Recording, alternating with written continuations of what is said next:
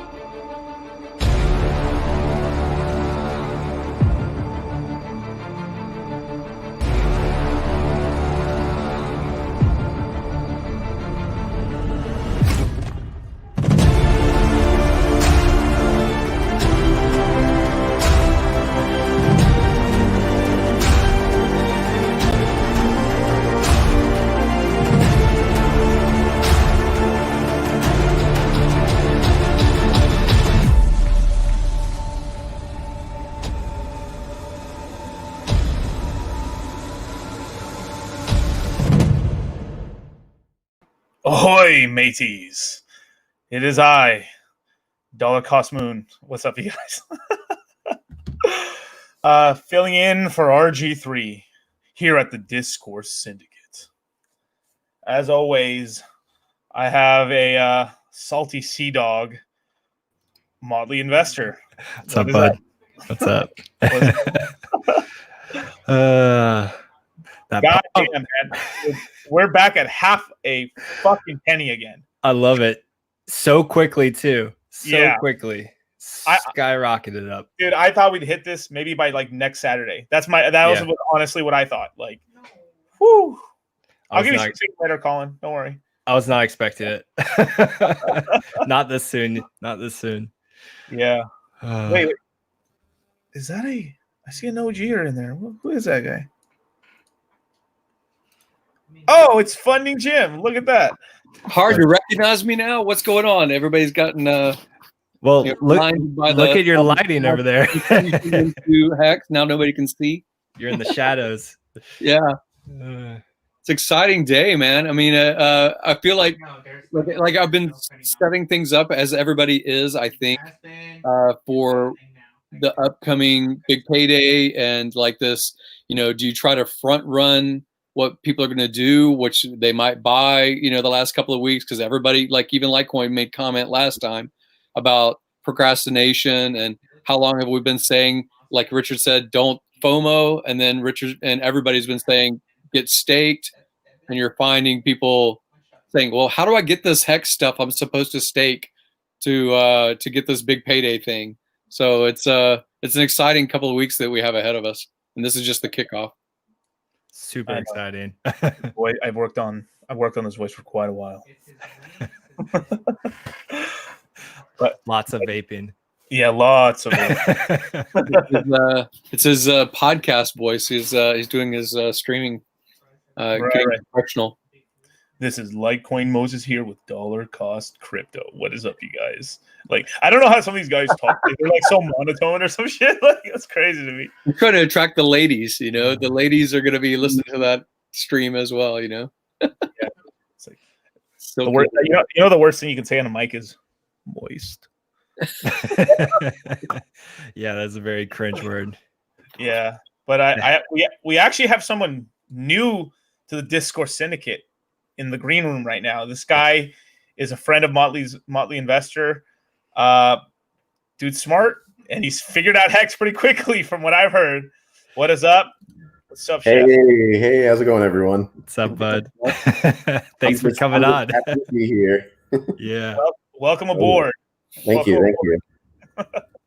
So tell them a little bit about yourself. Obviously, I don't think you knew about Hex before I introduced you to it, did you? No, honestly, I was pretty new to crypto just in general in the last 4 or 5 months. I really got into it when I got into investing, and then I saw his post on Facebook one day, and I was like, "What's Hex?" And he was like, "Oh, this is what you do," and showed me all the websites, and I just took off. That's great.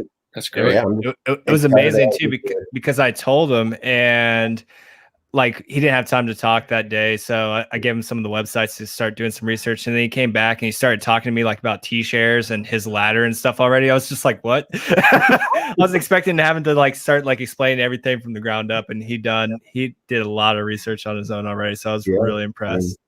Watched a couple good videos and figured, well, these people probably know more than I do, so yep, definitely a really good community around it. Yeah, I'm very impressed and very happy to be part of it. It's awesome. Right. So cool. Did you get your first hex through the AA lobby or straight off the YouTube? I went to the AA lobby, kind of wanted to like see what it was like, you know. Yeah. That's OG, and man, for real. Later on, like it's like, yeah, man, I had to ETH in the AA and stuff before it was cool, or before everyone fucking got into it, I guess. You've used Uni since then, though, right? Yeah. Oh yeah. Okay. Yeah. That I think that's what the first thing is. You posted your Uni thing, and I was like, "No, I missed out on this." And then you said something about Hex, and I was like, "I'm not missing out on this one."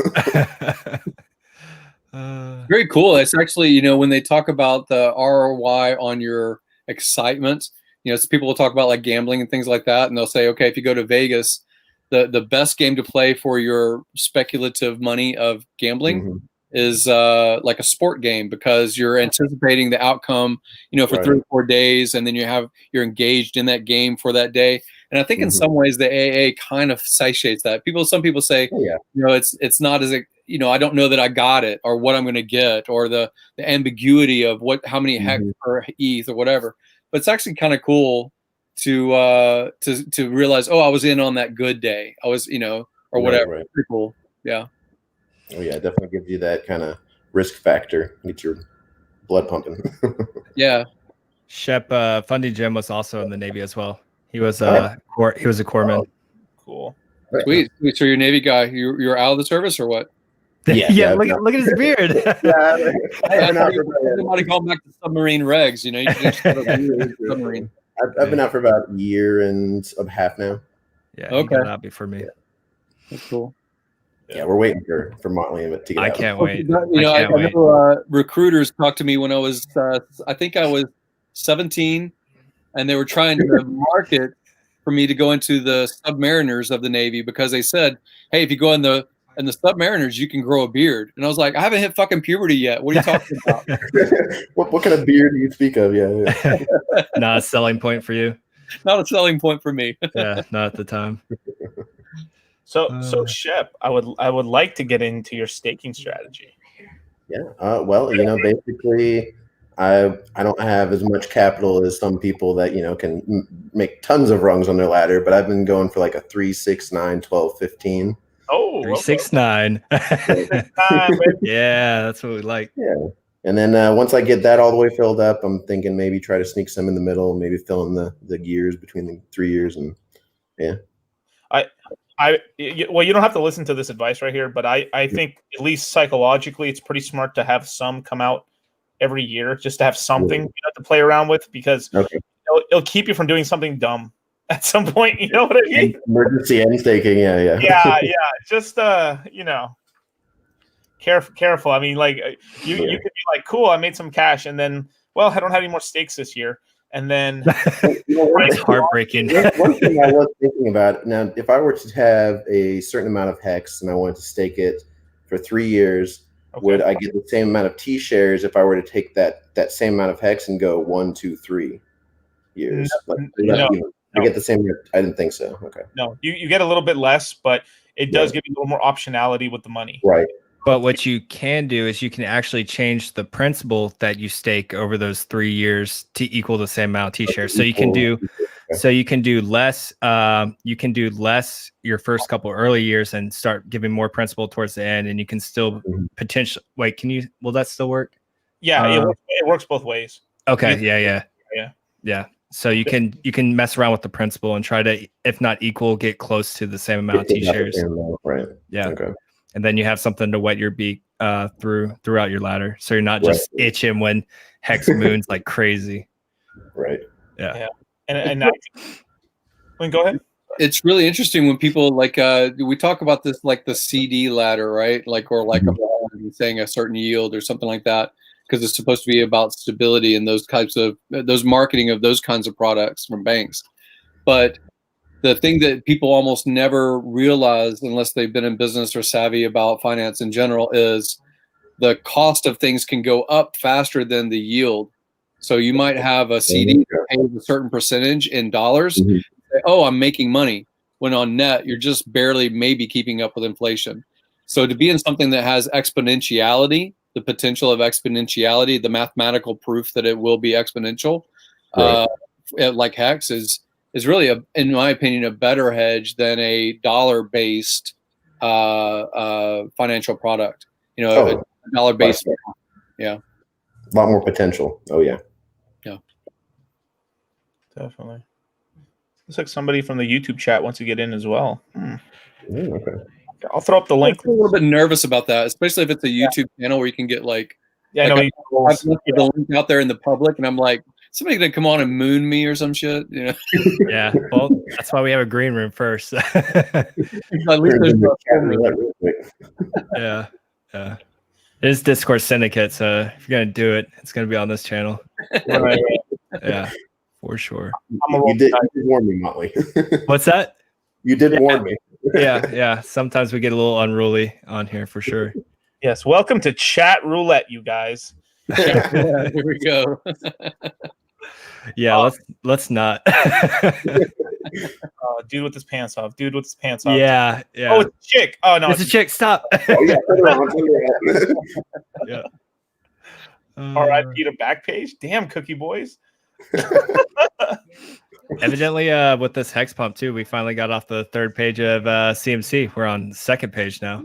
I heard a rumor about that, but I Moving heard a rumor that there's not 200 vetted products on CMC, and that we moved to page 2 because there's not 200 that they would qualify. Is that, have you heard something like that? I didn't think that the gatekeeping changed. I thought that there's just not 200 available that they would call. Does that make sense? No, that makes sense, because like tops, you can, at least on the top 200, you can only call like 50 projects legit. Possibly. That's something. Yeah, it's not that many. Most of them are kind of like ABBC coin or something. Like, I don't know if that's legit, but right. Yeah. So I'm gonna see who's in the chat right now. What's up, Ballot Brand? What's happening, fam? What's up? Where's his guns? His guns are blazing. Somewhere, right? We got Wes Still. What's up? Max, what's good, bro? Rapskillions, yeah. Let's see who else is in here. I need a dip to finish up the ladder. No dips, bro. No dips. No. Yeah. Dips. I went ahead and bought, I think last night, I was just like, when I was thinking about it, I was like, at the end of the day, like anything you buy under a penny, does it really matter before big payday too? I was like, I might as well just do it. I was just sitting there. I was like, dude. I was like, yeah. Why not? When can I show my face without the risk of losing my job? I'll join you guys. I don't think your job's watching, but who knows? Yeah. I mean, I wish, right? But like, yeah. The job has to be mainstream. Does this go out to? Yeah, it does go to YouTube too, huh? Yeah, it goes to YouTube. Yeah, we're on YouTube right now. I mean, as long as Randy doesn't come in and start showing horses, we should be fine. Man. So let me show you how to properly untube a paper. Yeah, his wife was showing him a video of a provocative video of this lady and a horse. It was very interesting on live discourse. Wow. Yeah. A little more exciting nights. Right. Well, tell us, since you're kind of shut, maybe it's because some of us are relatively OG. We're not like 10, 12 years. Some of us aren't. But you're 4 or 5 months. What was your, like, when you went through this buying process? There's a lot of news today about PayPal. And there's the news today about other things that are a little bit more mainstreaming now to get ETH in order to get into Hex. So what was your onboarding process? And now that you've had about 4 or 5 months and you've had this introduction by Motley, what could make Hex stand out better on the onboarding process? I mean, I know that the Staker app is out there and it's, getting ready, getting finished up. I feel like that's going to be a huge ease of accessibility for purchasing Hex to be able to stake it. Because, I mean, it took me a little bit to figure out how to get, an ETH and how to transfer it onto MetaMask and all that stuff. Because I mean, also brand new to crypto, I wasn't entirely sure how the wallets worked and all that stuff. But basically, I had a Coinbase. Yeah, I had a Coinbase account, and I got the Coinbase wallet, and then bought an ETH, transferred over to MetaMask, and then was trying to figure out where my hex was once it went over there. Because I was like, thinking, what? I transferred over here, it's gone or something. And then once it got on the AA, it was figured out that it was connected, to my wallet, IP address, and all that stuff on MetaMask. And once I figured that out, it wasn't too bad. But yeah, I guess a more streamlined version as far as like purchasing the ETH to Hex and staking it. I mean, I feel like that's the, biggest gate to staking in general. Right. I noticed something today. I wanted to comment and see if anybody else. You don't have to say if you do or don't, but I know there's a lot of military people that are inside of this, or retirees and so forth. And by coincidence, total coincidence, and again, I don't remember if I linked this account, a checking account, to Coinbase or not. So maybe it's because that account was linked to a Coinbase account.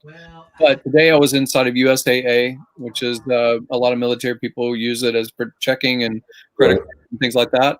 And I saw an interesting, on my checking account, I saw a hyperlink that said something about other accounts. And I never had seen that button before. But I clicked on it, and again, from the USAA, and I haven't been on Coinbase in over a year, maybe close to 2 years. Mm-hmm. But when I clicked on it, it said your Bitcoin wallet, and when I clicked on it, it loaded a Coinbase that had pre-populated my email address from the Coinbase account that I had. I just didn't have my 2FA to see if it was actually, did I link that USAA account long ago? Or is that a new thing that's on USA from USA being reached out to by Coinbase? So if anybody has a USAA account, maybe check and look, and then maybe make a comment inside of Telegram someday, because I don't know if it's me and unique to the fact that I already had loaded something, or if that's a USAA feature now. Not sure. I think it's a good sign that more established financial services are reaching out and kind of branching with the DeFi network. Well, it's interesting because it was embedded and it was only from native USAA. It wasn't a link out from a crypto platform, exchange, or whatever you want to call Coinbase. It wasn't from a buying site saying, show us your account that you're going to buy with. It was actually the other way around. It was actually a normal portal for USAA that had a new link, and that new link in a place I would have seen it, but it's a new link that wasn't there before, that now says your other accounts or your other, and somehow there's an embedding. I don't know what's going on with it. And USAA is it's like, I forgot what it stands for, but it's mostly a military system. It's one of the branches that they like promote to you in boot camp. Yep. Yeah. That Navy Fed. Yeah, of course. I've been in the credit game of credit for a long time. So I have USAA, Pentagon, and part of the Pentagon, part of the NASA. I'm never going to be an astronaut, but NASA has a credit union too. I'm a part of NASA. Yeah, we saw the jumpsuit last stream. I'm gonna get a frame one of these days. Wash it first. Yeah, no, I ain't gonna lie, those spacesuits are sweaty, man. Holy. If you wash it, it loses all its good luck. Okay, so don't wash it. Never mind. I'll put my onesie on right now. It's got that pump sweat in it. Yeah, shoot. After that stream, the next 2 days, Hex has just been pumping. So yeah. I'll do another dance. I'll do another dance at a penny. That's what it was. It's the dance. Okay. Dance, man. I actually. No, I won't play the song. I was going to play, but I'll keep it off. Hang on a minute. I gotta do something real quick. I'll be right. All right. No problem. Funny Jim exit scams. Yep. Yeah. Damn, Shep. So okay. So was Hex your first crypto you actually ever really got into outside, or were you in crypto beforehand? I was in crypto for like 2 months before, I guess. He's a baby. He was a baby. Yeah, I'm a baby. Yeah. But I had bought quite a bit of Chainlink beforehand. Chainlink. Oh, okay, cool. So you probably caught some of that run up then. Oh, nice. Yeah, a little bit. Nice. That's a good way. It's always nice to catch a run up, man. That's how you get hooked. You make your first just crazy gains, and you're just like, okay. Ooh, just started cussing Bitcoin. Now, Bristology, I'm not surprised by that. Interesting. Because Kraken's the first bank, but man, there's gonna be a lot more banks that have custody and stuff. You guys have heard the PayPal news already, right? So I didn't actually read the article. I saw it flashing around. It's in a couple weeks. They're going to start. You can be able to purchase Bitcoin, Litecoin, Ethereum, and Bitcoin Cash on PayPal. And it's not just like a paper crypto, right? They're actually going to set up like a wallet, like Cash App kind of thing. Yeah, you'll be able to. It's Cash App and stuff, but the really important, like other than PayPal is really cool to use, right? Like it's really easy to send money to friends and family and everything. But other than that, if it's accepted on PayPal, that means it's going to be accepted on eBay. Yeah, which is huge. That's people really start buying stuff with it. Yeah, and it's just so this is actually one of the reasons why like Litecoin, Ethereum, Bitcoin of all, even Bitcoin Cash, basically the four, or if you check the top 10 right now, they're the ones that pump the hardest out of the top 10. Basically off the news. And the reason like Litecoin pumped the most is because of the unit bias that obviously Richard has taught us, right? It's the lowest price thing because people like to own whole coins, right? So $50 is a lot cheaper than 350, and it's way cheaper than $12,000 per token. Yeah, that doesn't mean people won't buy it. People probably also feel that if they get on something while it's cheaper down there and it starts to pump up a lot more, the more they have, exponential growth there. Yeah, it's a psychological thing for sure. Yeah, man. Good thing Hex is so cheap right now for half a penny. Dude, it's cheap, man. I mean, it's expensive if you're here since the beginning, but honestly, if you look at it, that's hella cheap. Yeah, it really is in the long term scheme of things. It really is still just absolutely rock bottom. Yeah, I mean, if it ever just gets to $1, which I feel like that's not a lot to ask for, it would be pretty good. $1 is a pretty big market cap.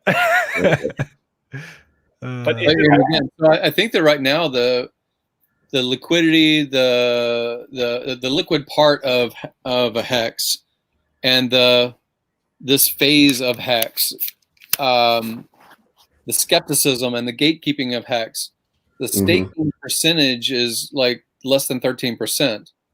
So when you say something like $1 per hex market cap, that's possible because I think the staking percentage can go up once it's considered by a broader market to be stabilizing and real ROI. So I like the Staker app that on the front of the Staker app, it shows what actual money has been paid out on top of, even taking into account penalties, monies that people, they early ended staked, they never staked and they sold liquid or whatever. So as these numbers become more available for people that are not really crypto savvy and crypto cynic and crypto, hyper enthusiastic and, zealot, because there's those two factions inside of crypto, people that are, oh my God, it's going to change everything. And this is the world of utopia, and the doom and gloom crowd too. Right. But the general market that looks at financial products or asset classes or stability, I think that that's going to change potentially the staking percentage. And when the more people are staked in general, then these high per coin valuations can really be hit. No, definitely. And as the staking percentages goes up, right? Let's just say the coin tracking, like I don't know, Coin Market Cap and like Coin Paprika and everyone else just keeps kind of like gatekeeping a bit. It actually could help us out price wise, because if let's imagine we hit a point finally when we're like 60% staked or we're 50% staked, then that only really means we have like 350 billion tokens out there. So that means we could have a higher market cap.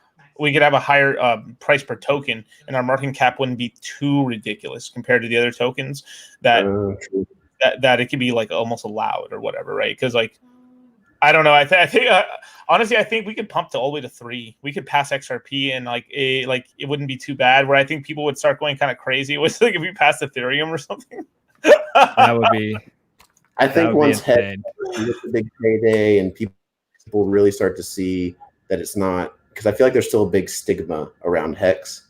I think a lot of people are still very skeptical. I feel like once they see that it does perform how it's, said it's going to perform, I think then there'll be like a mass, adoption of it, if you want to say that. Yeah, well, it's interesting because we have these Navy history people inside this room, but if you think about, the first launch of a new design of a boat, the design might be great, maybe similar to previous iterations of a ship, but until it launches and it stays afloat, right?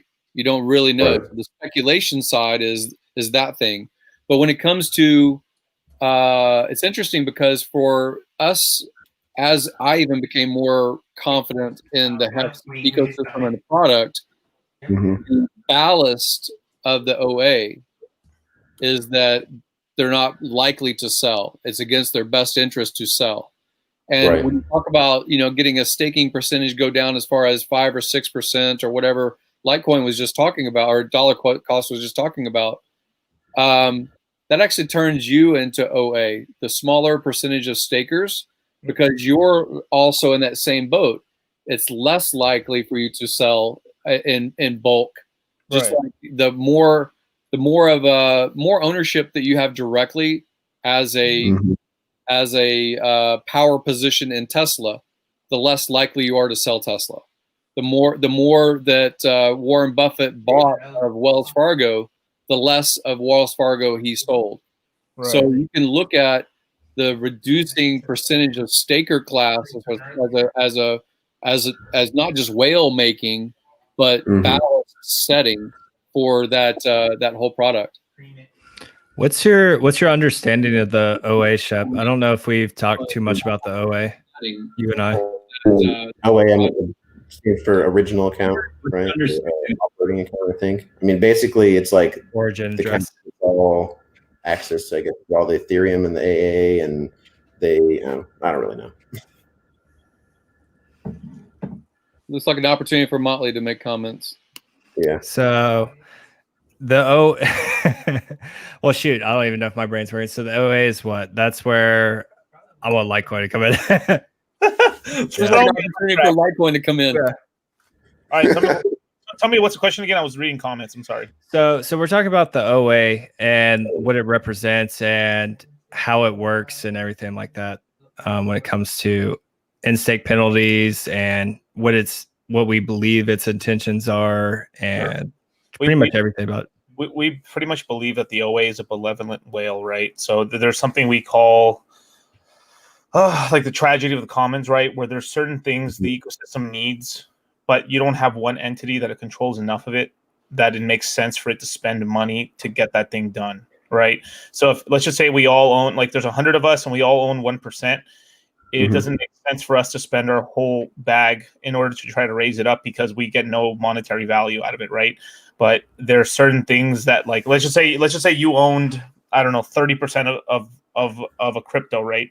You could afford to spend 2% of your bag to get more people into the project, and then your bag's value would go up many times over, right? But if you controlled a smaller portion of that system, it wouldn't really make sense for you to spend all that money because you would actually kind of lose money at that point. Does that kind of make sense? There's certain like good things that need to be done for the society or a project, but they just can't be done because an entity doesn't control enough for it to make sense for the profitable. Right. I feel like my understanding kind of is that the OA has a large amount of HEX, probably a very high percentage of the HEX in circulation. If they were to sell a large quantity of it, that would increase the supply, which therefore the demand would go down. So then the value of HEX would go down. So it wouldn't be in their interest to sell a lot of HEX because that would just obviously hurt the HEX price. But like that is one of the common arguments, though. Yeah, it's one of the common arguments and stuff. Yeah. Well, like he was saying about the tragedy of the commons is the statement that absolute true communism cannot work. It cannot work because there's nobody leading. Everybody has an equal share. Everybody having 1% of 100% thing. No one has any leadership, motivation, or reason to risk their 1% or percentage to be less than the other 99. So when you have tragedy of the commons, the entire neighborhood may know that there's no lighting on the street and it's hard to drive down the road. But nobody says, I will spend my money to make the whole street better. Whereas, whereas a CEO in a conventional business, their whole responsibility is to bring up the per share value for all shareholders.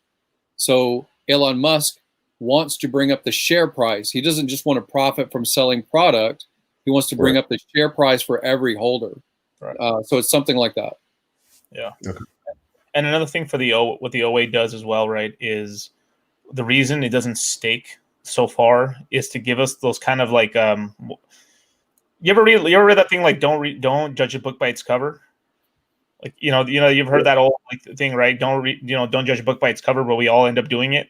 So what's the first thing when you look at a cryptocurrency, right? You look at its price and you look at its fucking market cap, right? And the way Hex works is when you stake, you essentially burn that Hex and it goes into a contract. So it's out of the circulating supply. But when you have a bunch of liquid Hex, you have a large circulating supply, which ends up boosting up your market cap. So this is something like the OA does, is it keeps a large amount of Hex unstaked to help prop up the market cap. They're basically performing maintenance on the crypto, essentially.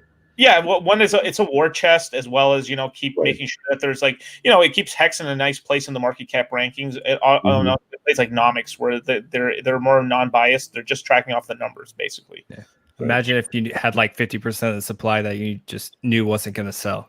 Right, and there's another really cool reason, right? Let's just say the OA staked and everyone was staked.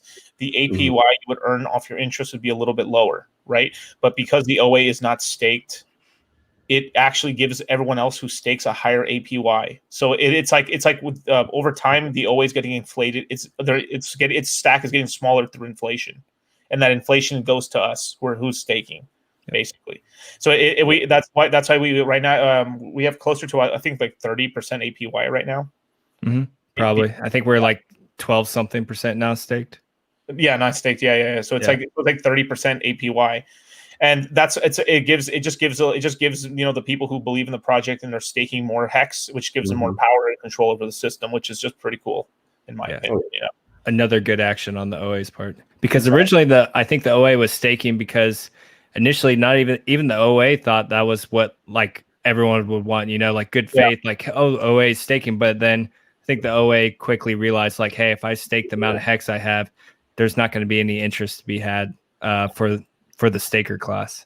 So I think they learned really quickly it's better for them to just hold their bag instead of staking. Well, and diminishing us. It's you got to think about what the principles of crypto are. I mean, I know that Shep is kind of new to the principles, at least the proposals and the marketing and the thought behind crypto is about decentralization and getting banks out of the middle.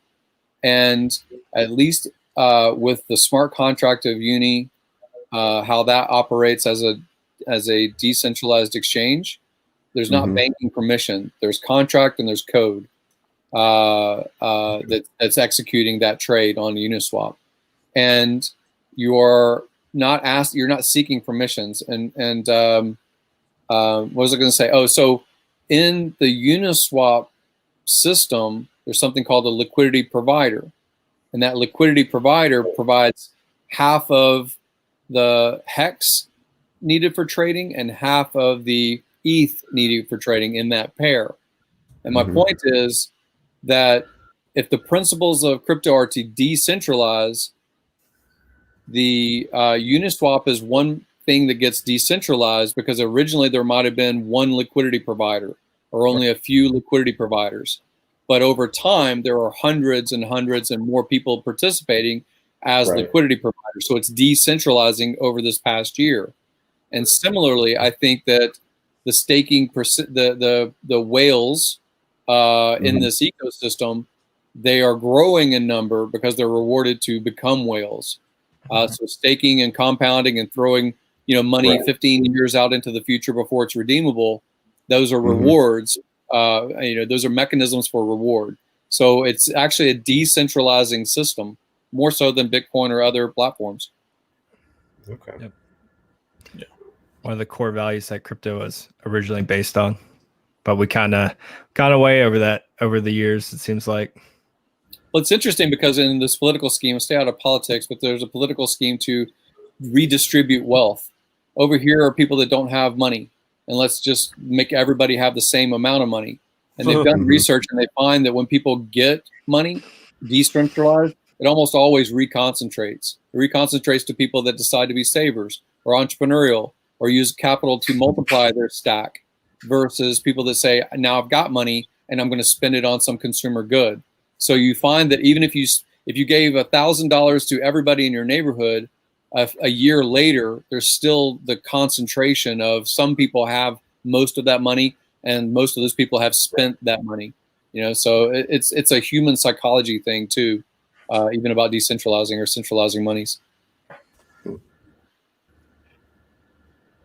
Fucking facts. Well, it's true. I mean, it's true. I mean, if you've read the statistic before of like the average. I mean, I always go off America just because that's where a lot of us are from. Obviously, some people are in Asia or in Europe, and everything else. But like the average American, I think it was like 40% of U.S. households can't even come up with like $500. I don't know how accurate that is. Maybe that's just based off. A lot of people have gotten used to living paycheck by paycheck. I mean, it's very unhealthy. Well, it's a system in the United States, unlike other places, that we live in a leveraged society. Yeah. Credit cards, car finance, even paying your health over time, which is premiums or insurance payments. You have a mortgage. There's a high percentage in the United States, and they call this first world and a sophisticated economy. There's all kinds of things to make that sound very appealing, right? You can buy today what you will take 30 years to pay off if you finance today, right? So we have that kind of economy. But if you look at something like Colombia has 96% of the property in Colombia is owned property, not financed. There's no leverage. So there's almost no mortgages in Colombia. And so when we have this economic challenge of the COVID stuff or whatever you want to say, we stress and anxiety and how am I going to make that next bill that's due? Whereas Colombians say, they're still living in the same environment that they always have, but they don't have the same overhead by comparison to us. So their anxiety is less. Yeah. Same thing in Mexico for the most part, but there is more renters in Mexico. I'll say that much. I think it's that way for a lot of cultures. I think India is the same way. A lot of even though they're very poor in a lot of places, most of them own their homes outright. Yeah. Very few have, like Funding Jim was saying, was leveraged homes, leveraged cars. Right. It's interesting in the world's first democracy that most of the people here don't own their homes. Right. Yeah. It's very true. Yeah, I think that's when they say these things like you are part of the 1%. That's the owning class. That's the staking class in general. True. And a lot of that is by decision. I mean, we have the freedom of choice in America to decide if you want to be a bum and live on the beach, or if you want to be a millionaire and live on the beach. I mean, you really have that choice. You got the bum beard going, so you're halfway there. You can be a bum on the beach with millions of hex stuff. With a whole bunch of hex. I think Max is right about this right here. Yeah. Yes. Yeah. Absolutely. True. And this also goes to your again, I deal with credit a lot. So business credit. Let's just look at how business credit versus personal credit when an underwriter at the same bank looks at a profile. If they're looking at a person saying, I would like a credit card, please, and it's a personal account, it's going through their social security number, then they are going to be looked at by the underwriter based on, if I give you $5,000, what are you going to spend it on? Well, I'm going to spend it on that trip, the airplane trip, so that I can go to the beach with my girlfriend. What else are you going to spend it on? Oh, I want to get some nice clothes so that I look good and I keep that girlfriend. And what are you going to do tomorrow? Well, let's go to dinner because, she expects, I can't cook for shit, and she expects a better dinner, right? So those are all consumer purchases. You're consuming something with no real ROI. Now, look at the same $5,000 business credit card application. what does the underwriter look at? Because of trended data, proof that businesses act in this way. A business credit card, if it's utilized, it's usually utilized for paying for things that are raw materials, that are raw and need to be converted into a sellable product, or they go into R&D. They go into R&D or to build out a service ability to generate a cash flow. So when you look at a personal credit card, if you use 30% of that card, then the bank will say, oh, you're making me nervous. I don't like you using more than 30%. So I'm going to reduce your credit score because I don't want you to consume all $5,000 and put me at a higher risk as a lender.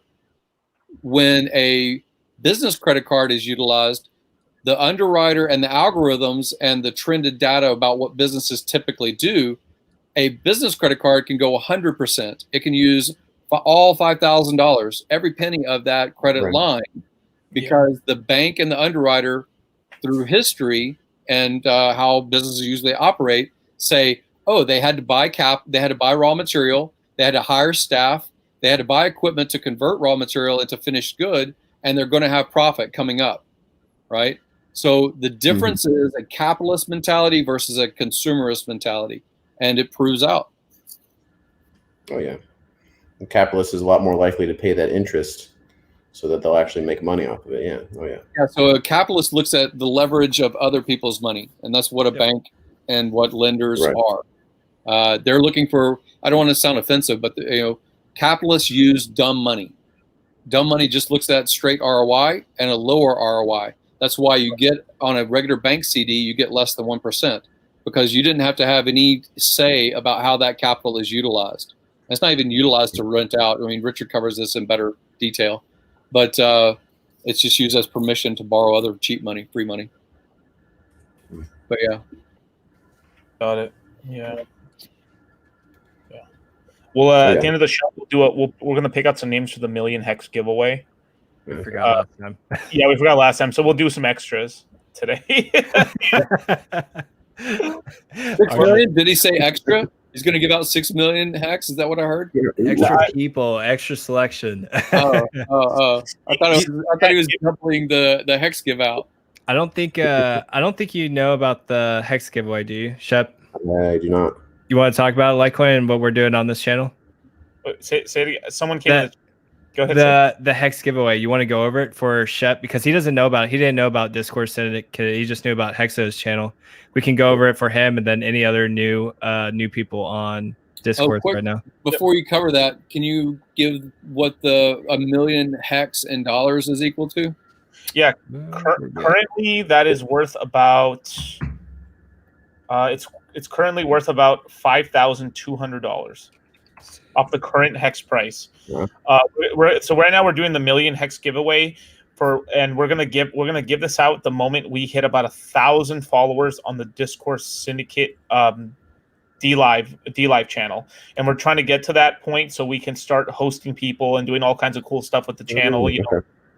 The minute you get 1,000 viewers, you can start getting you basically it's like a mini sponsorship at that point. So we can pass along we can pass along people onto other channels and stuff, and host people, have our videos playing in a 24-hour, all kinds of cool stuff and stuff. So there's a reason why we're really trying to push to get 1,000 followers. Currently, we have 657 followers on the Dlive right now. And obviously, anyone in the YouTube channels also can get some of that as well, but they have to be both subscribed and following what's called the RG3 on Twitter, which is RG3 / I think it's RG3. I think it's like RG3. I think RG3_3 or something. That name claim. It was like you just need to get one name across all platforms and stop. Yeah, it starts getting messy when you have multiple social media platforms. Yeah. Right. Yeah. That's why I'm at $cost crypto on everything right now. Okay, that's good. That's good. Yeah, for me. But that's a million hex giveaway. It was sponsored by this amazing Ski Cat. Ski Cat. So a community. Yeah, you know Ski Cat, right, from Hexo Show? Yeah. I looked at Ski Cat's wallet on Dlive. Actually, I was like, yeah, that Tone motherfucker base. is donating. You know, he's helping out. Like I was like, I've been into Hexo for a long time. Who is that? Into the green room. Is that Tone Bays? That was Tone Base. Oh, what up? What up? What's up with Bobby? I love that. I'm gonna play that back. That was hilarious. Whoever just did that, you're amazing. Thank you. What's up, Tone Base? Back. Listen.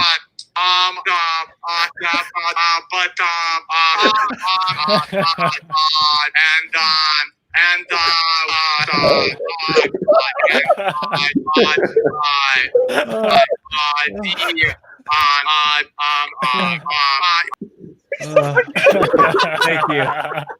That was amazing. We just got trolled by Tone. We're moving up in the world. That was great. Whoever just did that, you're my hero. That was awesome. Oh yeah. Captain. Yeah, what's up, RG3?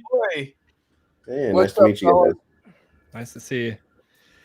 Good. Trying to get you in Puerto Rico. Or you're not in Puerto Rico in the next 10 days, are you? RG? No, I wish I was. I got more family business to take care of, unfortunately. Okay. So, yeah, no Puerto Rico for a few weeks anyway. I fly in a couple of hours and I'll be there 10 days and then I'll be back here again. Oh, Have What you time? have you talked to Franklin? He's down there right now. Is he in Puerto Rico Yeah. right now? Yeah, he's in Puerto Rico right now. Oh, I definitely should DM him. Do you know Yeah. how long he's going to be there? I think he was saying for a couple of weeks he's checking out the areas and just exploring. So yeah, definitely hit him up when you get back. Well, yeah, like I said, I fly in a couple of hours and I'll be there tomorrow. So, yeah, if he's still there. And there's a Las Palmas. I've sent videos to you guys before. Yep. I went and visited in person.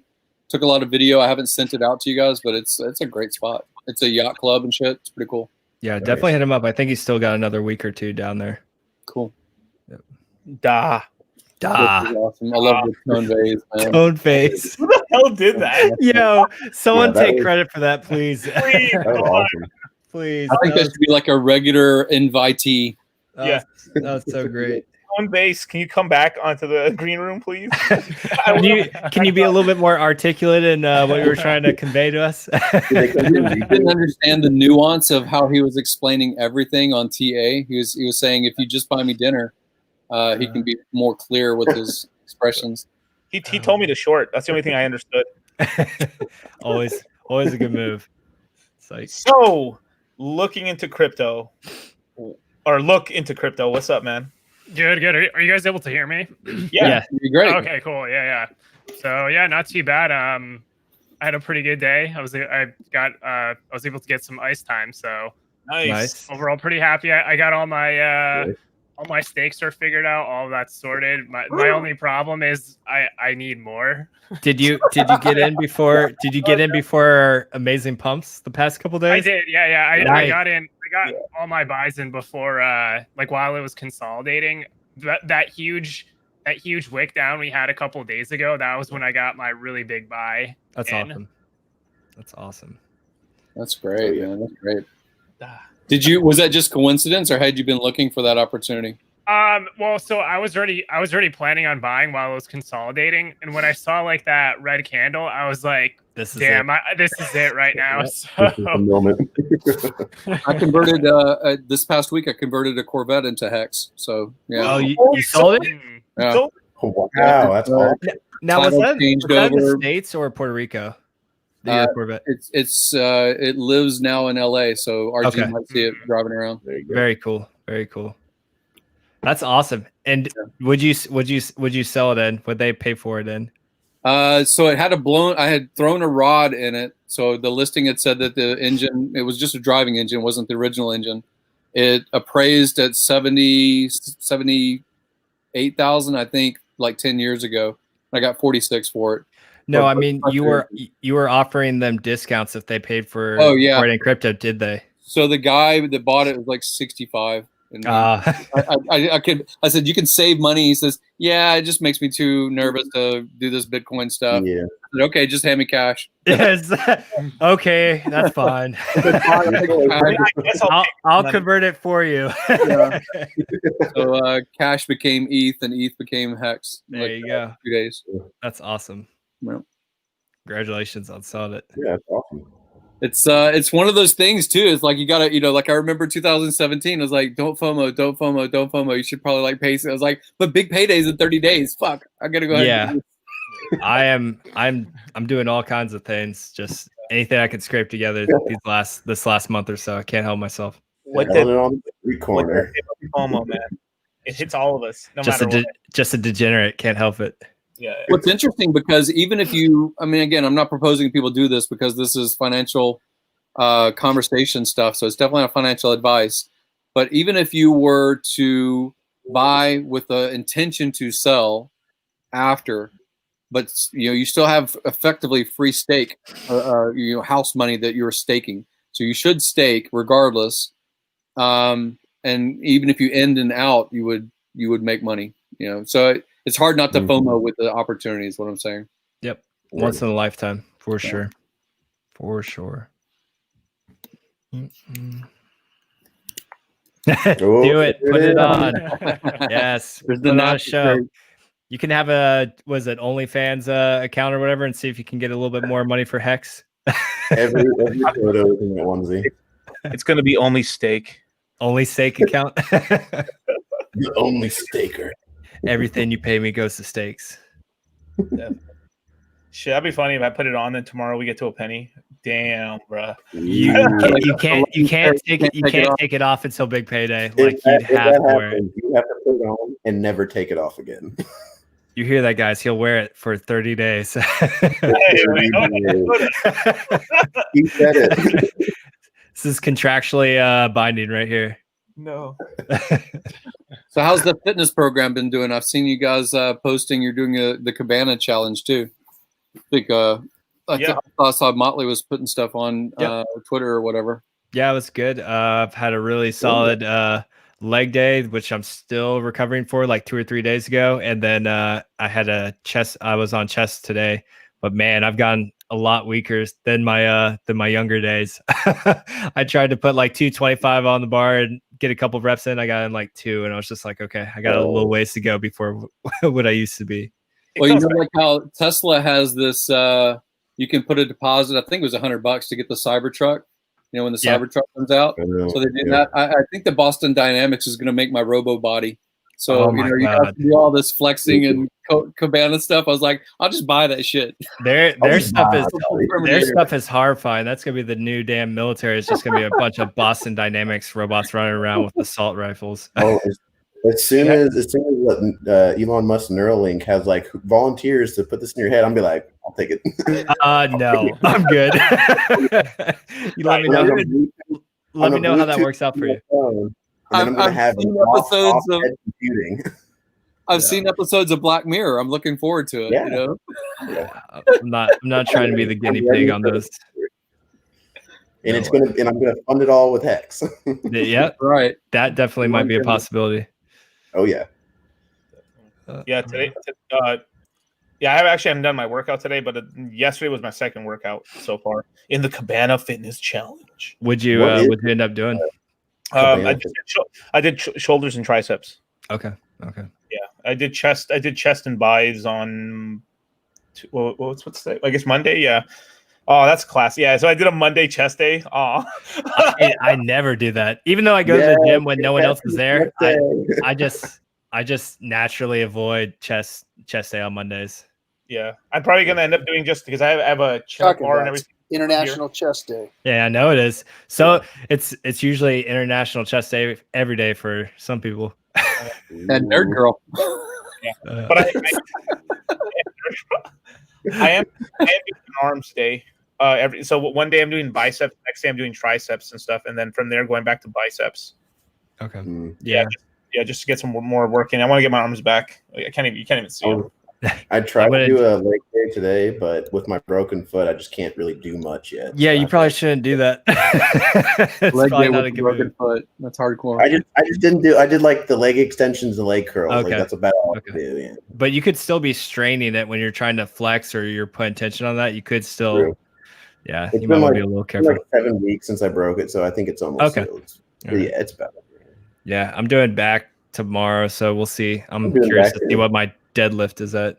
I'm hoping I can still Ooh. do 405 at least. We'll see. You guys should run like a competition in Hex. I know that they gave away $7,000 worth of Hex to the girls that did like the sexy pictures. Maybe you guys can make a calendar. I'm down. I don't know about that. We grow the beard out a little bit more. I don't I'm think not we need. sponsoring. I'm just saying. I You can thi- bring the other gender to the table here. I think our adoption might go down if we go that route. Drive more people away. No, thank you. Now I might we have get to more join ladies you in on text. this fitness challenge. What's that? I might have to join you on this fitness challenge. What is it? So Cabana Crypto and Franklin St. Hex, big community members, they pretty much came out with the idea the next 30 days until big payday. Yeah, we're all focusing on Hex, but we're also trying to be more healthy and set goals for ourselves, whether that be working out, new PRs when it comes to lifting weights, becoming better hockey player, you name it, just something that makes you more active overall, just helps your health, because a lot of people in crypto space and everything like that, like look at us all right now. We're on a live stream. We'll be here for a couple hours, sedentary. It's not good for you. So so trying to do kind of a body and mind thing and fitness challenge. So everyone's just tweeting it out, tag Hex, Hex fitness challenge, whatever. And then put out what you're trying to achieve essentially. Like, so for me, I'm trying to do 1,000-pound club and bench squat and deadlifts. And then it'd be cool if I could do 36.9 pull-ups in one go, but that's not going to happen. It's just, I don't think I ever did that in my prime, so that's not going to happen. But yeah, so just essentially setting a goal for yourself and then, tweet it out and just keep everyone updated as you progress throughout the month. Broken foot and all. Shows how amazing this community is. Very much. Well, I think it's really interesting because it's a cross advertisement, right? Because people will see the 1,000-pound club challenge and the P90X, 30 days of forming broader community. But it also brings that community that has nothing to do with crypto curious about what is Hex. Yep, cross pollination. So I have a question. So for the calendar, who's going to dress up like the sailor? Not me. I do that in real life. I'm good. I have the costume for it, and I'm sure Shep probably still does too somewhere. Do you have yours, or you get rid of it? No, I'll do the Popeye sailor. I'm gonna vote for Bran. Let's get Bran. Yeah, I can send him a uniform if he wants one. I have. There you go. Can it be Bran? You want to be the sailor in the calendar? Can you send the outfit that you first came into boot camp, like 100 pounds ago? Because he likes tight things. No, I've maintained all my same boot camp uniforms. I'm really cheap, so I managed not to have to buy new new uniforms after boot camp. I still have my original Cracker Jacks and all that fun stuff. Yeah. Oh yeah. Cool. Yeah. All 13 buttons on the blues. Where in the closet? Huh? What? You're all tucked away back in my closet. Oh, we just heard in the closet. 13 buttons in the closet. You said Navy, right? Yeah, we got a rep out there. Our time back to Navy, we got real close. It gets lonely out there at sea, all right? We gotta cuddle together for body warmth. Hey, at least the flap is in the front. Yeah, exactly. It's 13 buttons. I think it's pretty much a chastity belt. So I mean, when you're hot racking in a hammock, you can't do anything special. Good old days. Discourse Syndicate. Yeah. Yep. The community you deserve. Yeah. Nothing better. So I haven't heard looked into crypto in the past. He may have been on other streams, but I'm curious about a little background. Can you share a little bit about either how you came into Hex or crypto or how you get started with it? Sure. Yeah. So I've been in crypto I guess back from I would say I probably really started following it probably back in late 2016, but I didn't start buying cryptos until 2017. So, I mean, at the time it was just whatever Coinbase had, which was just like Bitcoin, Litecoin, and Ethereum. Right. And then it really wasn't until like I got more involved like on the crypto Twitter community, where it just kind of that's basically where it really broadened my horizon as far as like stuff that's going on. So I guess for Hex, like I've always known about the project. Like I've kind of followed Richard's Heart channel the past year or so, just on and off with the content he would put out. So it wasn't until I was punching in numbers like on the staking calculator where I was like holy shit, like Yep. and that's basically what made it a done deal. I was like this could be really powerful. And I had a decent enough background, at least in Hex, because a dollar cost gave me a pretty good description as far as like how the project worked. But it was basically that plus the staking calculator. I was like, I need to basically get some exposure on this project. So, and I think I just kind of came in at a pretty good time. It's still, not even a year into the project. So, yeah, so it's, so now it's basically I have my ladder set up and I'm good to go for like the next 15 years. So That's awesome. Yeah. Yee. Yeah. But I'm curious because you've had 2016 as far as an initiation, and then 2017 as first buys. I'm curious about like, I was part of 2017 also, the early like maybe February of 17, and the promises of ICO, the promises of that thing that swept into all of 17, and I think Bitcoin went from 1,000 earlier in 2017 to 20 grand.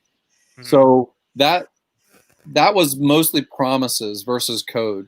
It was promises of what code was to come versus Hex. Did that have any selling point to you, or was it just the calculator or the math or the personality of Richard? What were the highlights of your attraction is my question. Yeah, that's a great question. So definitely the personality of Richard. I actually really do enjoy watching his live streams. I think they're awesome because he doesn't like hold anything back. He just tells it how it is. So I think just having that just very blunt honesty, especially in crypto, is awesome. And that's what I'm looking for when I look into stuff. So that already made me interested. And then in terms of the completed, like in terms of like an actual completed, like audited project, or I guess in this case, like all the smart contracts we're using to actually use Hex, that was definitely, to me, I can like appreciate that because like the ICO boom to me is just,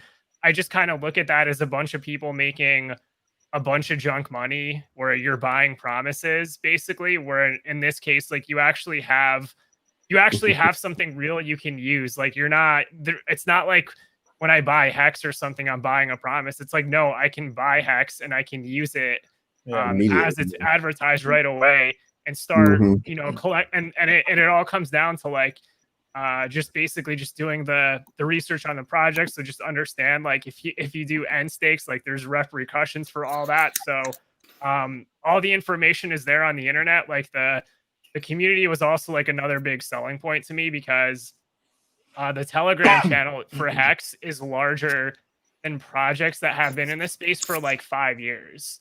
Yeah. So the traction on this thing is massive. Like I think just all the decisions that were made to get Hex to where it is now, it's like everything just makes sense. Like and it's built on like the best, like I'm not to be like an Ethereum maxi, but the fact is Ethereum is like steamrolling the network effect for smart contract platforms. So it built on the most liquid platform to start that has the largest community to bootstrap off of. So I think the future is very bright for the project. And that's why I set up a staking ladder that goes the full length of 15 years. And even with that, I'm just like, I still wish I had some more. So I am going to be scrounging around just to get, some extra Hex. But aside from crypto, my background, like in the, at least like in the corporate world, is I came from like a tech background. So I worked at an energy storage company for about 4 years, and then I worked in oil and gas for the last 2 to 3 years. So I kind of came from more of like a tech background. So cryptocurrency just kind of jived in that case, and plus like the gains are of course like the number one priority anyway. So that was the other awesome part. It's like, yeah, like the whole point of all this stuff anyway is to make a lot of money. So it's like the main thing. So well, that's curious. I'm curious. So you've been inside these different corporate industries, and a lot of people, like on YouTube, I see people that are influencers in other asset classes. People that talk a lot about stock, like people talk about Steph Graham, or they talk like Meet Kevin or something like that. They'll talk about stock and they'll talk about real estate. I know that Motley has interacted with Ben Mullah and stuff like that too. So people that are in the real estate asset class. So were you? Was this diversifying for you, or is this like crypto like a first investment field for you? How do you look at crypto as a whole and HEX specifically compared to other assets? Yeah, so I would say crypto as a whole. So I guess like if I compare, like I do keep like I mean, there is a lot of like similarities like for investing, like if somebody's doing equities versus crypto, but I think of just crypto as its own, it's its own animal. Like it's basically going to redefine. I think basically cryptocurrency on the macro scale, I think it's going to keep absorbing more and more economic mass. And I think it's, aside from like the bear markets, I think it's going to go up forever. So to me, it was already like, I'm going to get exposure into this like new form of money, because that's really what cryptocurrency is. It's a new form. It's really just like a new form of money that's changing like the way we think of like what has value.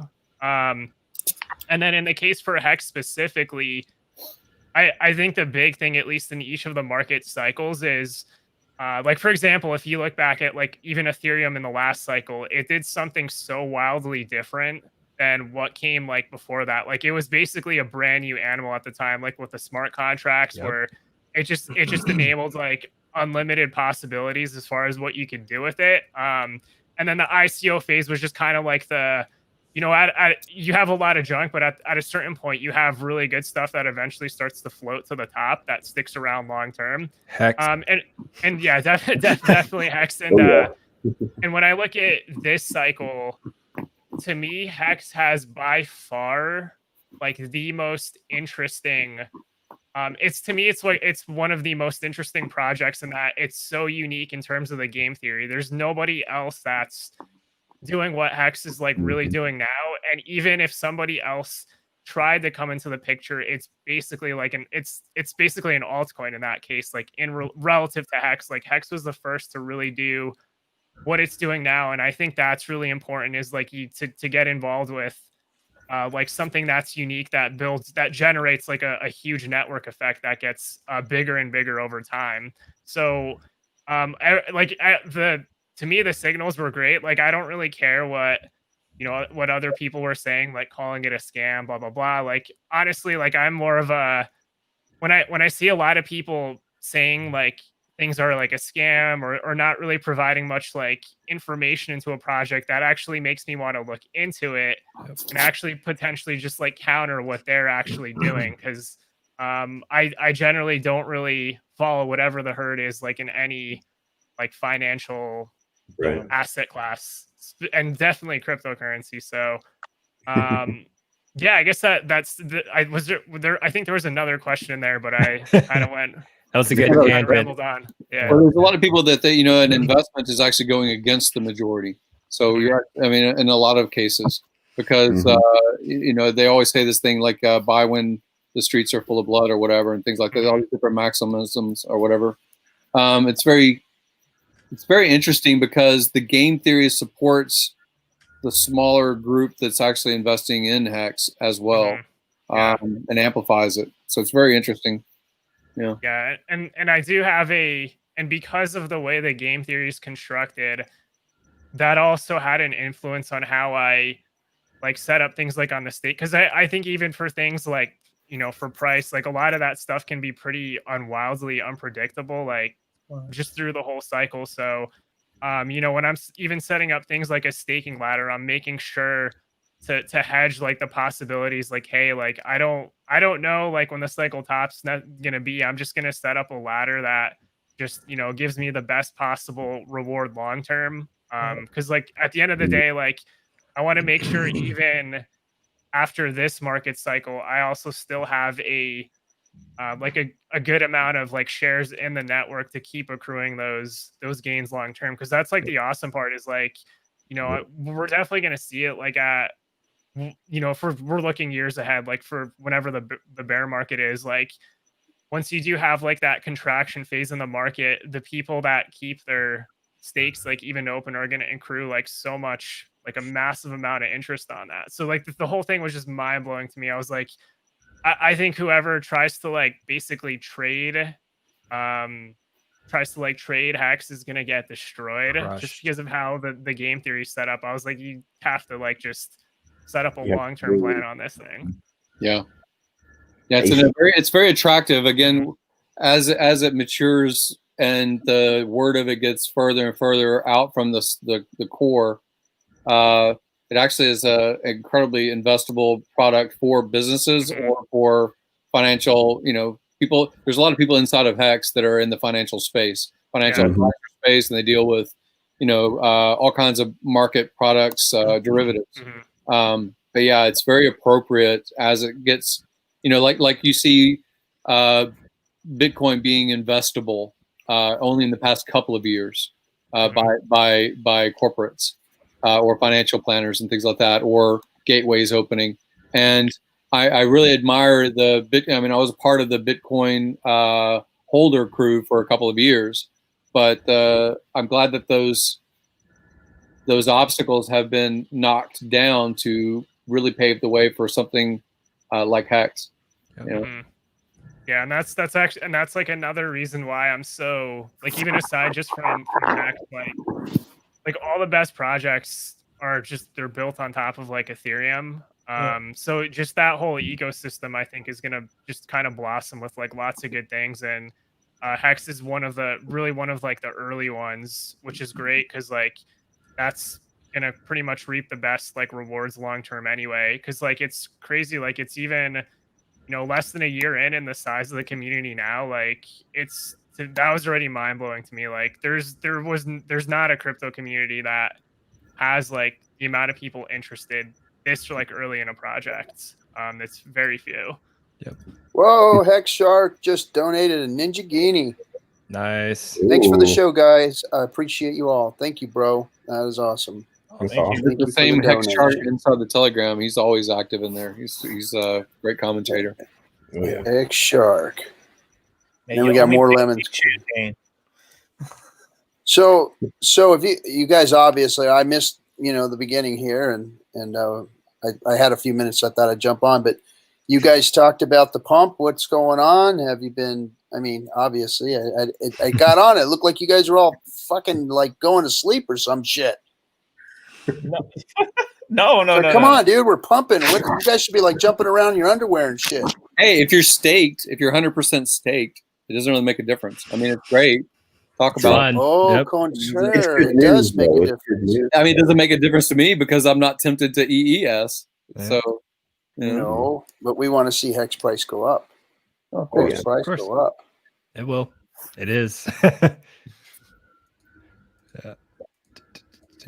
So do you? So I noticed also the PayPal news is interesting because there's actually a price to buy, a price to move it outside of. I mean, so it effectively is about 5% of what you buy at the end of the day.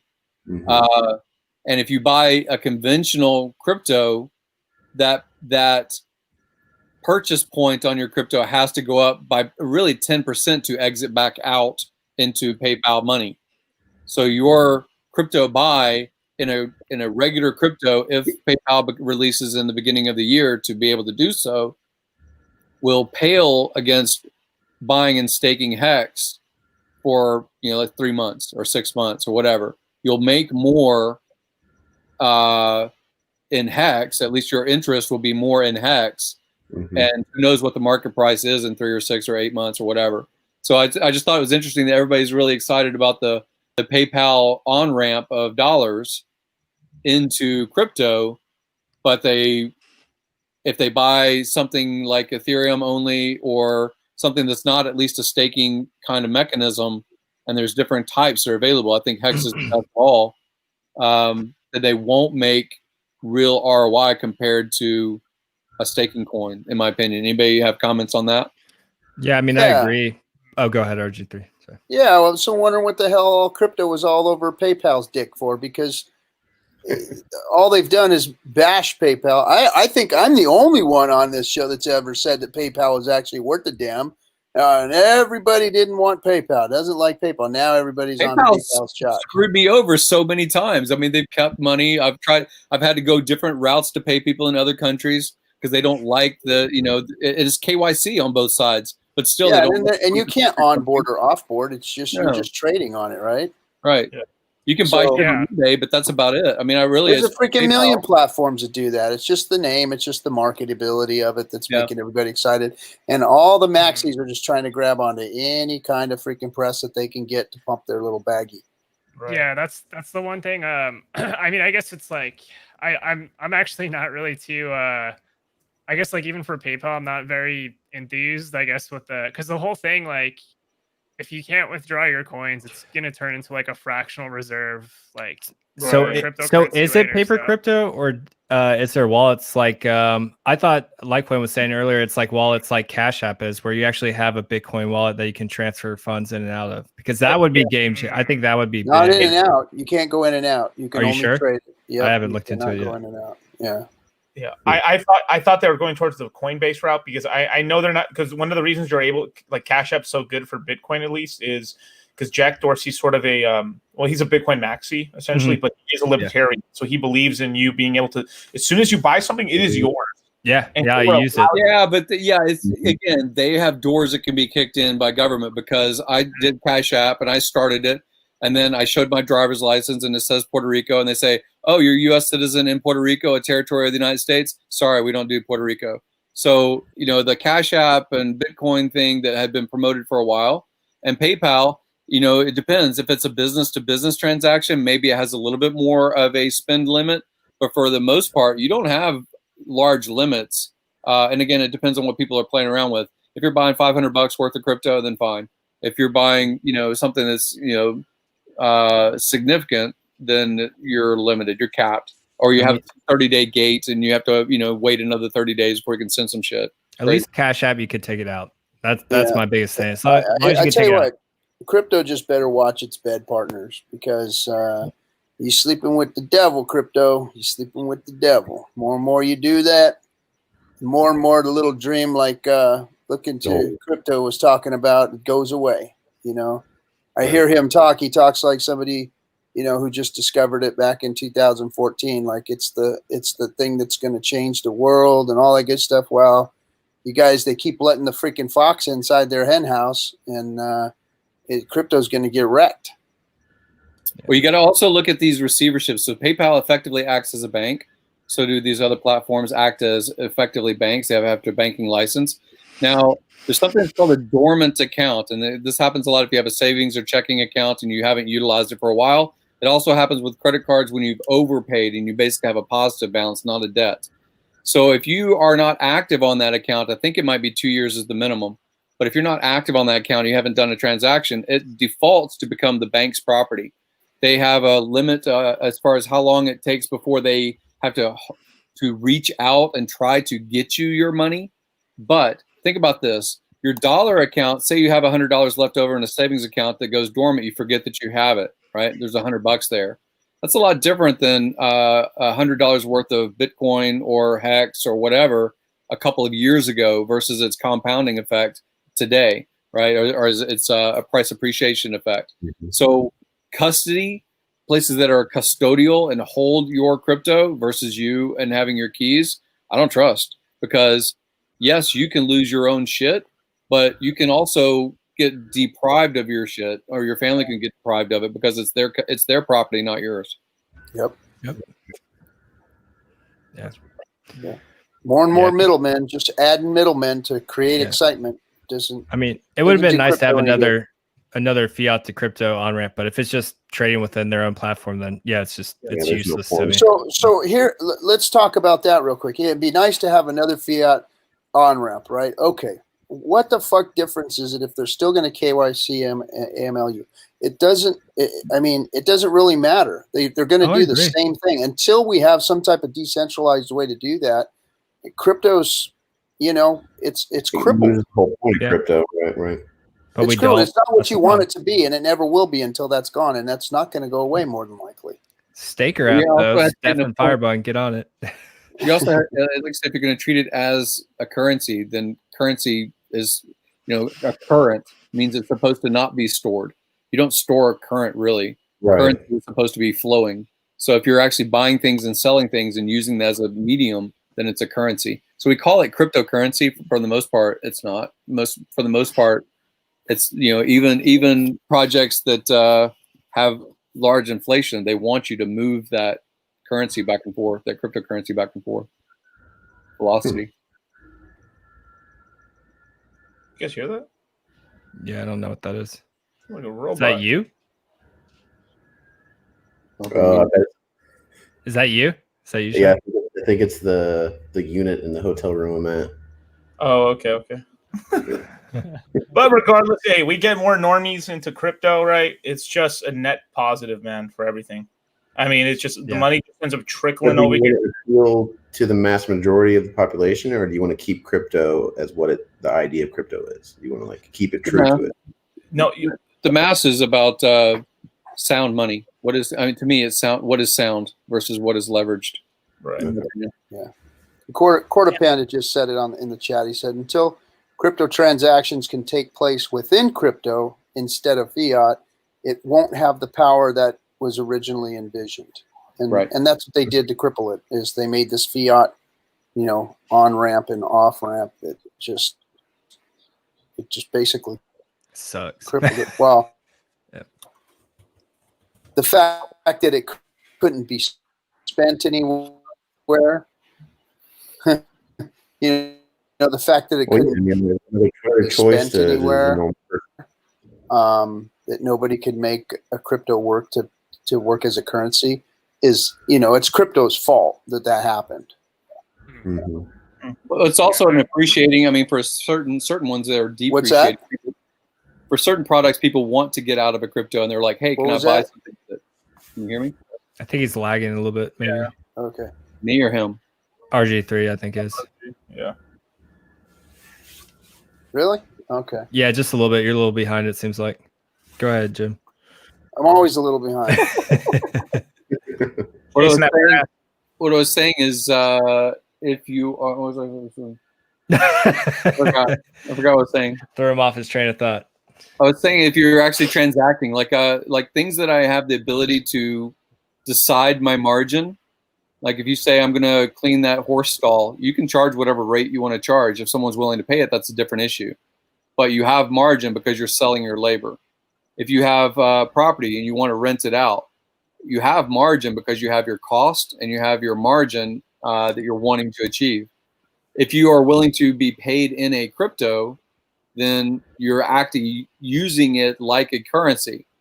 And then that margin, some percentage of that margin, you can stake. So for my example of my business operations, I charge rent and I give the choice. You want to pay me in dollar? You want to pay me in Ethereum? You want to pay me in HEX? And the best rate for them is to pay me in HEX as far as their net dollar cost.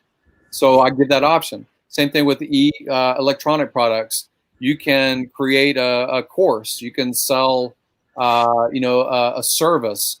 You can, if you're good at Photoshop or video editing, like even Hexo has gotten paid to do these things people see on their Twitter handle, right? And you got paid in lemons or something, right? So you can decide what your rate is to perform a service or what your margin is on a good. And you can decide yourself, you are the network. You can decide what your payment method is. No one's saying everything's going to be in crypto eventually, but I'm trying to do my part. And I think a lot of people in Hex do. and I don't really want it to go back into fiat. If I have the opportunity to buy things with Hex, I will. And I pay people inside the Hex community for doing things like I need video editing, or I need this particular thing I don't have a skill set for. So there's opportunity inside of Hex that I don't see the same as other systems. Yeah, I've done the same. I've used Hex to have people help us and on the show and stuff. But like you said, it's got to take. There's got to be some type of adoption before it's going to work. And I guess, Bitcoin tried. They tried, and a lot of institutions or stores or establishments or wherever were trying, but they all quit. They all stopped. There's not too many places that'll take Bitcoin anymore. So the whole crypto as cash kind of thing just kind of fizzled out. I know you do it, Gary. I mean, I've you and I have experienced that and watched you sell your Corvette. I mean, that's cool. That's really, really cool. It's probably the biggest purchase next to Hexo's Pizza that was made, in Hex.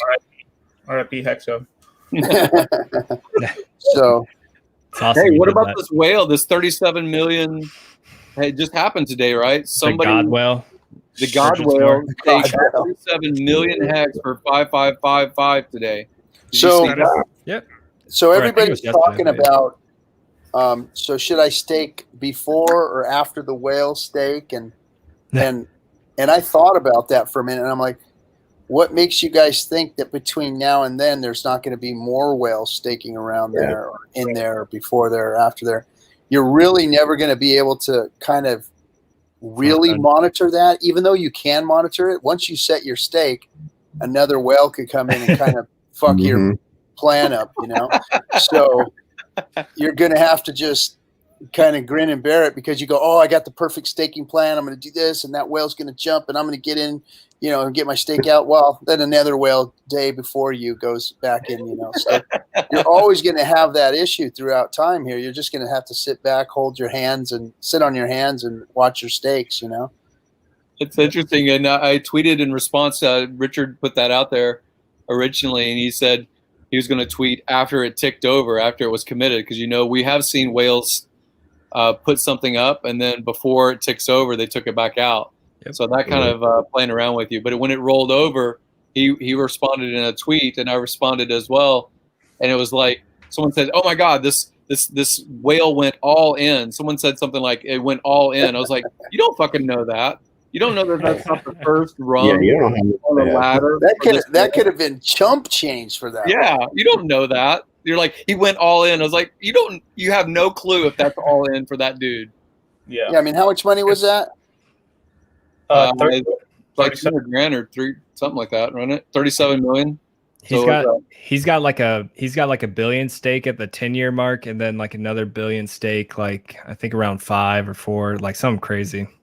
Yep. $196,000 stake was 200 grand. Yeah. 200 grand. That ain't shit. Yeah. That's 15 years. Nothing. He's done billion. He's done billion. I know people that if that was their all in, they'd have to jump out of a freaking window because that was all they had. I mean, but yeah, so that's the thing is, no matter how well off you are, there's always somebody better. No matter how poor you feel, there's always someone poorer. So you gotta just say when you make a stake, you're making a stake. Like Kyle made this on one of his videos too. I said something like, how much money do you need, or whatever. He says it's just stake based on when you want that stake to come out, what you want to come out. Like don't overthink it. Say, hey, I think I need money in 6 months. Okay, well just stake that and don't think so hard. Oh, I need money in 2 years. Okay, just take that rung and don't think about so much. Yeah. I think that's why the ladder is so important, though. Yeah, right. Exactly. Exactly. Laddering is important because then you could hold, and you can wait until price pump, price dump, whatever you want. I mean, I think that's key, because if you've got big stakes out there and you're waiting on them, it's gonna be an emotional roller coaster all the way to your stake. I mean, you're going to be watching that shit for a year, you know, Oh, going, yeah. oh, no, yes, no, If yes, only I could no. pull it out this time. Yeah. And the that code is trying to 50% mark. save you. The code is trying to save you from making these stupid things we've done with crypto over the past 10 years. It Mhm. tries. It says, okay, you've got a year until your stake is due. Okay. Do you know there's going to be dips? Yes, it's on the homepage. There's going to be dips. Crypto has dips. It has complete price fall. Are there moons? Yes, there are moons. You're going to see that too in your 1 year waiting period. And it tries to save you from hurting yourself. There's right? that emergency end stake button just sitting there staring at you. Yep. Just go ahead, press it. You've already done 3 out of 4 years. Go ahead. And think about how awful you'll feel. You think about how awful you feel if during a FUD moment you did execute and you got basically wrecked on your percentage of what you exit the contract with. And then by the end of that year, think about people that sold Bitcoin as an example in 2017 at $1,200 because it had pumped 20%, right? And they sold it from 1,000 to sell it to 1,200 because it had pumped 20%, and then it went to 20 times that, right? Yep. So you got to look at the contract as trying to save you from yourself. 100%. 100%. And so many people are not going to listen to it. Nope. No. But I mean, there's two trains of thought here, and it's the staker mentality and the trader mentality, and or the whole hodler's mentality and the trader's mentality. And I'm here to say right now that you can get wrecked in both, because I decided to hold, you know, from 2017, all my investments from 2014 up through to 2018, I held. I know people who got out and they made a shit ton of money, and I didn't. I got wrecked. And so there's something to be said about not freaking holding too. You know what I mean? So I think that you have to look at it like, look, if it's time to take gains and you're satisfied with those gains, then take them. Take them. Because I mean, if you staked, you know, a million hex out in the future, and you emergency end stay, and it cost you, you know, 2 ETH or whatever at the time when you got it out of the AA, cost you about $600 or whatever, and then you got $500,000 for it because hex was pumping and your stake was halfway done, would you be upset? I mean, really? I mean, think about it. You made $500,000 off of a $600 investment, and okay, so later on down the road, oh shit, I shouldn't have sold it. I would have made $2 million. You know, yeah, that would hurt, but I mean, you still made. You don't have to worry about getting wrecked. Yep. Yeah, you still made 500. You didn't get wrecked. You take made your profits. You took your profits when you thought you needed to take your profit, because you never know if it's going to go down or going to go up. You never know. So it's never always going to go up. You know, I always thought that, okay, if I just keep holding, it's going to go up. Well, the crypto shit coins that I got rid of before I put them in hex, they never went up after that. They stopped going up. No more up. Up, gone. Down, down, down. So I threw it in hex, and now it's going up. You know, so I mean, so I think on different stream I might have said those numbers before, but in 2017 I put 430,000 into crypto of cash, of my money, not earnings, not gains, but my money. Not leveraged. In cash. And 430,000 in cash became worth over 3 million. So I watched the ride up, and I held through 18 and 19. Until I in the Navy or in parachuting, you have something called high altitude, low opening, and I came all the way to the fucking ground. So I went through not a good day. I went through Halo school without intending to. So 430 grand became over 3 million, became $37,000. Jesus. Right. So I was like, "Fuck, this sucks." Right. And luckily, the timing of my final opening of my save something out of my parachute experience in crypto was $3,300 Bitcoin. And I was like, let me just get out of this other shit into Bitcoin. And Bitcoin from 3,300 went up to about 9,500 or 10,000, somewhere in there. and I converted it all into HEX. Nice. And I'm as depressed as I was in those couple of years. Now look at you. Super happy now. I'm like, yep. It's a different thing, and I'm in a staking mentality too, like a hodl mentality as well. But the difference is it's not price appreciation only that could work in your favor with HEX. Yes. All the mechanisms Correct. that are potential. Which makes it even worse. Yeah. Because it's like, not only could I miss massive gains in price, but I'm going to miss massive gains in interest and emergency end stake penalties. And so it makes a hodler's brain even more sore because you're going to want to stake and hold on to it even longer, which is a good thing. Which is a good thing, but it's a mental fuck. And it's really counterproductive or counterintuitive to real trading and real investing. And because if you do like in the stock market, if you're in the stock market and your stock investor sits you down and says, hey, look, man, you made a shit ton on this and this stock.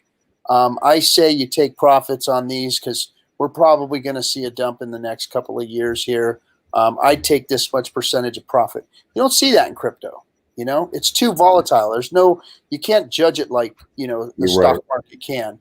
So your stock investor would tell you, I want you to take profits on this and you have to go spend this money. They do that. And rich people do. They get their stock, they get their money and they spend it and everything's hunky dory. In crypto, you don't have that luxury. You're like, shit, if you keep holding on to it, is this shit going to dump on my ass or is it going to keep going up or what? So it's a freaking fucking stress ball, man. And, I think that staking ladders make it real easy for you to make a decision, and I'm not talking about a daily stake ladder like some people do around here. But busy people. There's going to be some busy people. Just for a little bit. Quarterly. What else am I supposed to do in the month? Hey, monthly's fine. Monthly's great. What are you talking about? Monthly's. That's what I'm talking about. Monthly's a good staking strategy, in my opinion. That way, now every month you get to look at price, and you say, well, you can look at your charts now and do your little charting thing, and say, well, I'm going to hold this, or I'm gonna just good accounting feature function this one and hold it there for a while because it's the end of the year. So if you do have that, option by making a ladder, then now you're not so stressed out about it and watching the price going up and down and up and down. Now you can kind of mess around with a little more and spend some of your HEX, or maybe just take some and restake it and hold the other until it, price appreciates or price does what you want it to do. Right. So I think laddering is the way to go as far as keeping your mind clear and keeping your hand away from the EES button and all that shit, Dollar. I know that a lot of people were watching in 2017, 18, and 19, watching their Blockfolio, and the hyper addiction to pay attention to this app on your phone and say, am I up 3%? Am I up 10%? Am I down 8%? All the emotional stuff of watching a coin just in a price point only. And what's interesting about the Staker app is it's showing your APY and it's showing your ROI, your interest as the first metric you're paying attention to, the first thing. So it's not simply price stuff. It is a lot of the soothing, really, of is what I put in growing? That's what you're psychologically searching for anyway. I know Dollar Cost and I were talking offline about staking ladders, and we were actually seeing a little bit of a trend in the community, probably with Staker app coming out and everything, but everyone's, and credit to Steph and Firebud for making a very sticky app. But just with these ranks and everything, you see a lot of push, especially even with some of the OGs in the community trying to get to that next tier. And they start staking. They're doing their ladders, but their ladders are becoming very tail end heavy. Yeah. So we were kind of discussing that today, that we're kind of, not that staking's bad, but you have to make sure you still keep in mind to structure your ladder where you're taking profits, where you're still not tempted to wreck yourself in the end, because we've definitely seen a lot more. And I mean, I did it too. I probably cleaned up a little bit more of mine, but I saw myself starting going a little too far out, a little too heavy, just to keep trying to add on to my T-shares. So we were talking about that. It's so addicting, and credit to Hex and the All about system the shares. and Steph and Firebond. But yeah, we were just talking about that. You gotta have to be careful, right? You have to weigh it appropriately. You can't just start putting stuff all out 10 years, 15 years, even 8-9 years without having some sort of reward. While everyone else in Hex is taking profit, you're sitting there like, I hope to unstake mine someday. Like it can be tough. Someday. Well, the only consolation to that is this. So staking it out there and getting those massive T shares, is a good thing. Now, emotionally, like I said, but if you have enough out there, enough stakes at 555 or 10-year mark or whatever, then when the 5-year, 8-year, 6-year, 7-year, 12-year pump comes, and it's, Hex hits 56 cents, $1, whatever it hits, then you won't feel bad about doing that and destroying one of those stakes and going, you know what, I'm taking profits on that. I've got 100,000, a million, 2 million, 10 million, whatever you have out there at 15 years, you can go, oh, I can burn one of those because it's a big, we have a big pump here. You see a price hit $1 or something like that. I mean, come on, right? Yep. It's like, take a profits on that. Reckon a stake is okay, and then especially maybe if you have a lot of them. RG, don't fuck with my emotions here, RG, with that shit. Yeah. But I mean, these are the things that are gonna. This is the shit that's gonna be real. This is what's gonna really happen. Yeah. And this is what it's gonna look like in the future. I mean, we're still all thinking about big payday. Big payday ain't shit.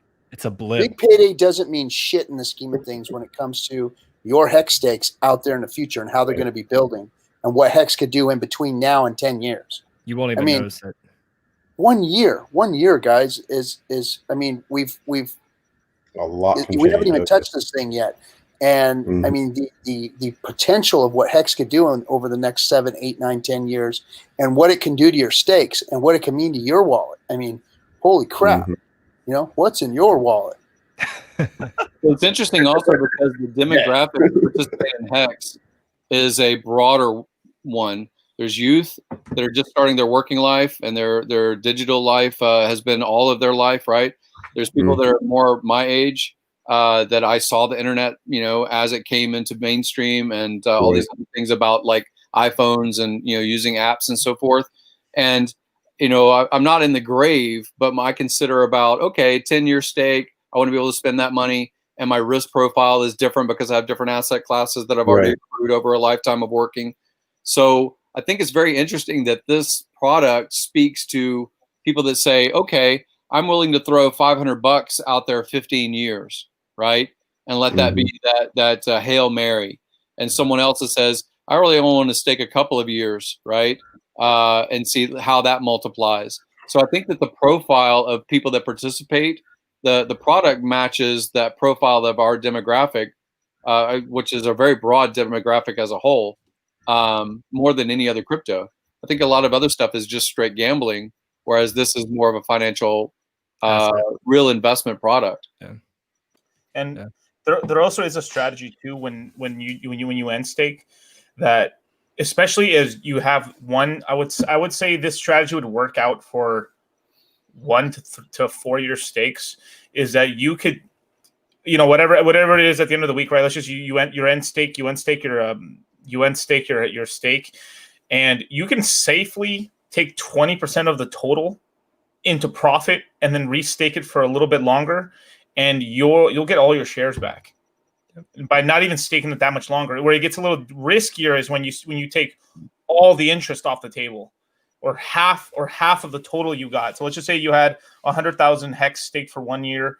You end stake it properly at the right time, and it's 250,000 Hex. And if you take 50K off the top, it's a-okay. You take 125 times, you have to stake out much longer to get. So there is like a really safety. There's like a safety number where it's like, easy. Put that in the back pocket right here. No problem. Stake it out. You'd have to stake it out for that long. I'll get my shares back. Not a problem.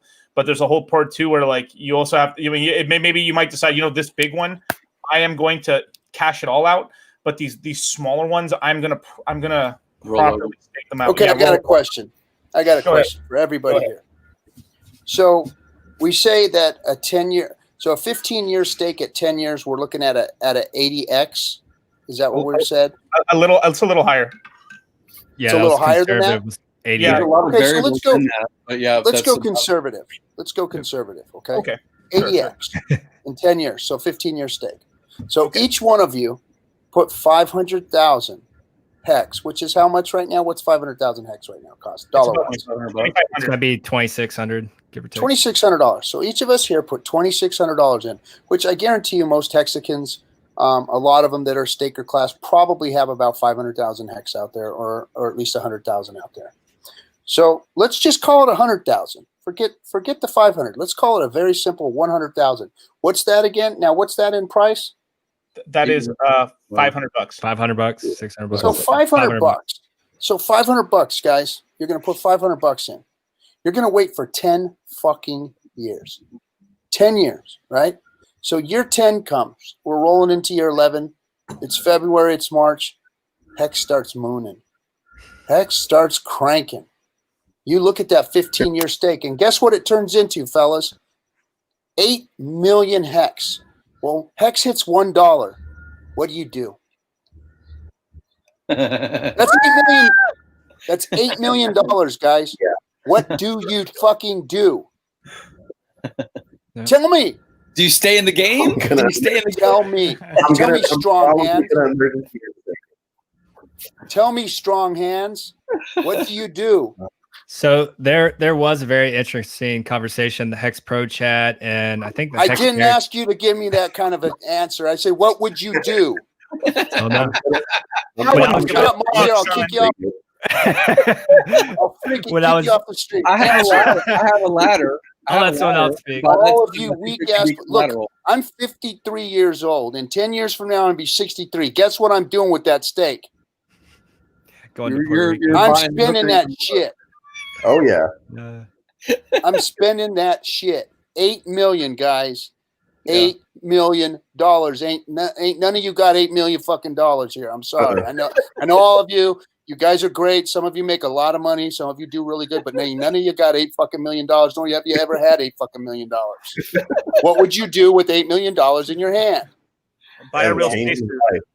That would Okay, change the- wait a minute. Let's go one at a time. Dollar cost. Answer me. Wait. So the original No, question is no. You No, he doesn't don't, want your don't answer. even What would you do answer for the 8 million? question.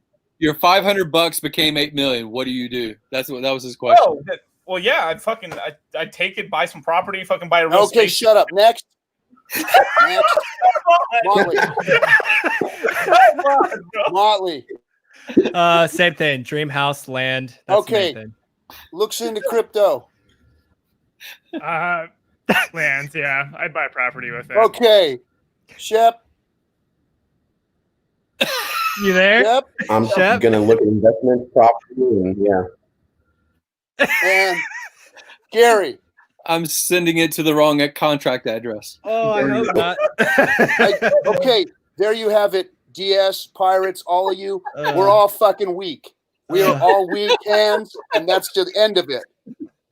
That's the end of it. It's done. You're all going to You're not- ES you're when the not- time comes. yeah. So shut up with all of your strong hand shit. Ooh, I would buy a pillow. Richard Hart has everything he needs already, so he'd buy a pillow. That's a nice fucking pillow. Richard Hart upgraded since the launch of Hex, and he got a pillow. He bought a pillow. And it moved. I'm just proposing something, you guys. I'm just saying, look, man, you guys can talk all the shit Easy you to want. talk now. Yep. But when it comes down to it, if you stick $500 in there and that shit turns into 8 million, it's going to be very, very, very, very, very, very hard for you not to take that out. I mean, they're gonna have important. You're breaking up a little bit, Shep. yeah. Important to I'd only have the EAS one, and then That's one rung.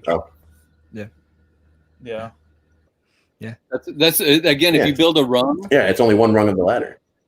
yeah. If you build a rung, then you don't get tempted the same way. Yeah, maybe I have another 8 million stake ending 2 months out from there. So. I know for a fact that I do. Yeah, I do too. I'm seeing ladders. I know you. I might be holding on. So that was the thing I was trying to say. I was trying to- Your ass so I could get more of your your winnings. That was the thing I was trying to say, though, right? And some of the Hex Pro chats and stuff, they were talking about, especially once you start getting out past 10 years, you can really see, I know it is a lot of money, but within that last year or so of your very long stakes, you can see some absolutely exponential rise in which your returns are. Like they're talking the 15 years stake, they were saying anywhere from 250x conservatively. So, and it comes in those last couple years or those last couple months. So it can get absolutely bananas if you're able to make it to the end, which few people will make it to the end. Well, yeah, and few people, because you never know about price. You never know about price. Sure. And in those years in between, you might think that it's the monster pump of all monster pumps ever to come, and you'll never see that kind of price ever again, right? Because in year 5, we saw a pump to 50 cents, and then it dropped all the way down to 12 cents or 1 cent or whatever. Right. So you played that game and you got wrecked, and you're like, I would never do that again. And then it pumps to $1, 5 years later. Now what do? You ain't going to give it up again, right? Come on. Yeah. I'm telling you guys, think of what could happen. Think of the things that, that can mind fuck you into just it. I mean, we can barely wrap our mind around the numbers now. Like it's just very hard. Well, nothing yet. Hex is Litecoin has made comment before about the long stake can save you from the stupidity you make with your short stakes. Yeah. And because it's not a high dollar amount that you can throw 15 years out there, it doesn't have to be a high dollar amount, but it can make up because of its compounding effect, 250x effect, things like that. It can make up for your stupidity and your short-sightedness if that gets the best of you. Yeah. Think about it also when you think about your house mortgage, or not your house mortgage, your house value versus the insurance premium you pay for your house. So you have in case your house burns down, you're paying insurance right now. In case your car, other than hitting another liability kind of insurance policy, your car gets stolen. You paid insurance for that. So there's a premium you're paying right now. You pay health insurance. So if you think about that 15-year stake as your insurance premium, you think that as a percentage of your overall spend, you say a certain percentage of my money should be in non-correlated to dollar assets. One might be crypto. Some people like precious metals, and they say, 3% or 5% of your portfolio, right? I think you should look at crypto, at HEX specifically, your long stake ladder, in my opinion, not financial advice, but I look at it as that is my insurance policy. That 15-year stake, 2%, 5% of your total stack, and everything else laddered out is what I'm trying to consume as I go. And it keeps me from being stupid, like RG says, which is $8 million. How do you stare at $8 million that came out of 500 invested?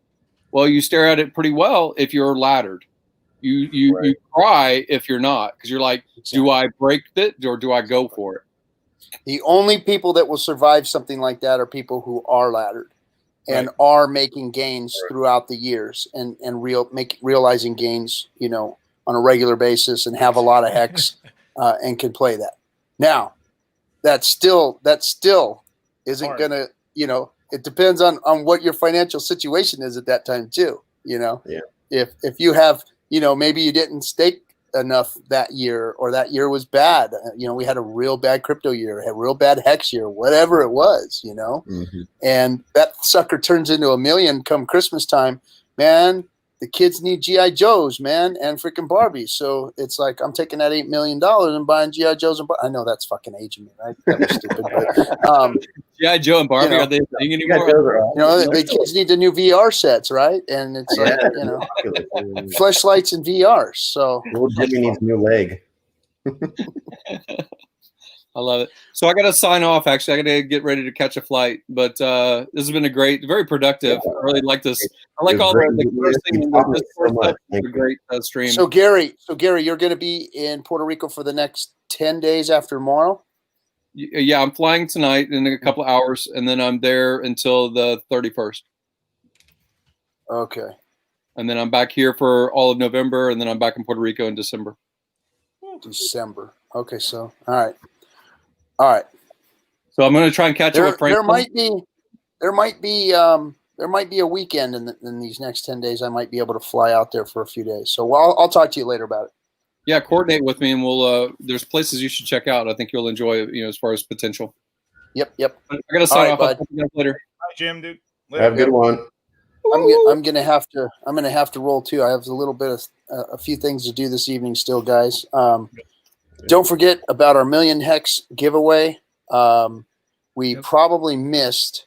So here's what I'm going to do for all of my European and Asian and outside the U.S. folks is I have all the last 2 streams of the qualifiers, and I will pick the next 9 of them on Friday on the FN Hangout. So you guys are still in there. I got all of your DMs for those days, and I will pick those 9, and we'll do that on stream on Friday. And you guys go ahead and pick 3 tonight off of live stream here, okay? We forgot last night too. Or are you shitting me? Monday. Yeah. We got a little caught up. You guys are walking the freaking plank, man. All right. So you guys have to pick 6 tonight. 6 Great tonight. meeting. Okay, hold on a second. Let me put a little more inside the chest here for everybody. And I'm sorry, guys. I'm sorry these freaking cutthroats suck. I mean, I can't believe that. They didn't. Anyway, let's moving on. Just go ahead and kick me out of here now. Yeah, there you go. You're never taking me alive. 6 of them tonight, all right? And then send them to me so that I have them. I'll have them all written down, okay? All right, you crypto pirates. You'll have the Asian and the European ones, right? Yeah, I'll take care of that, and I'll do that on Friday. I'll have 9 of them for us on Friday.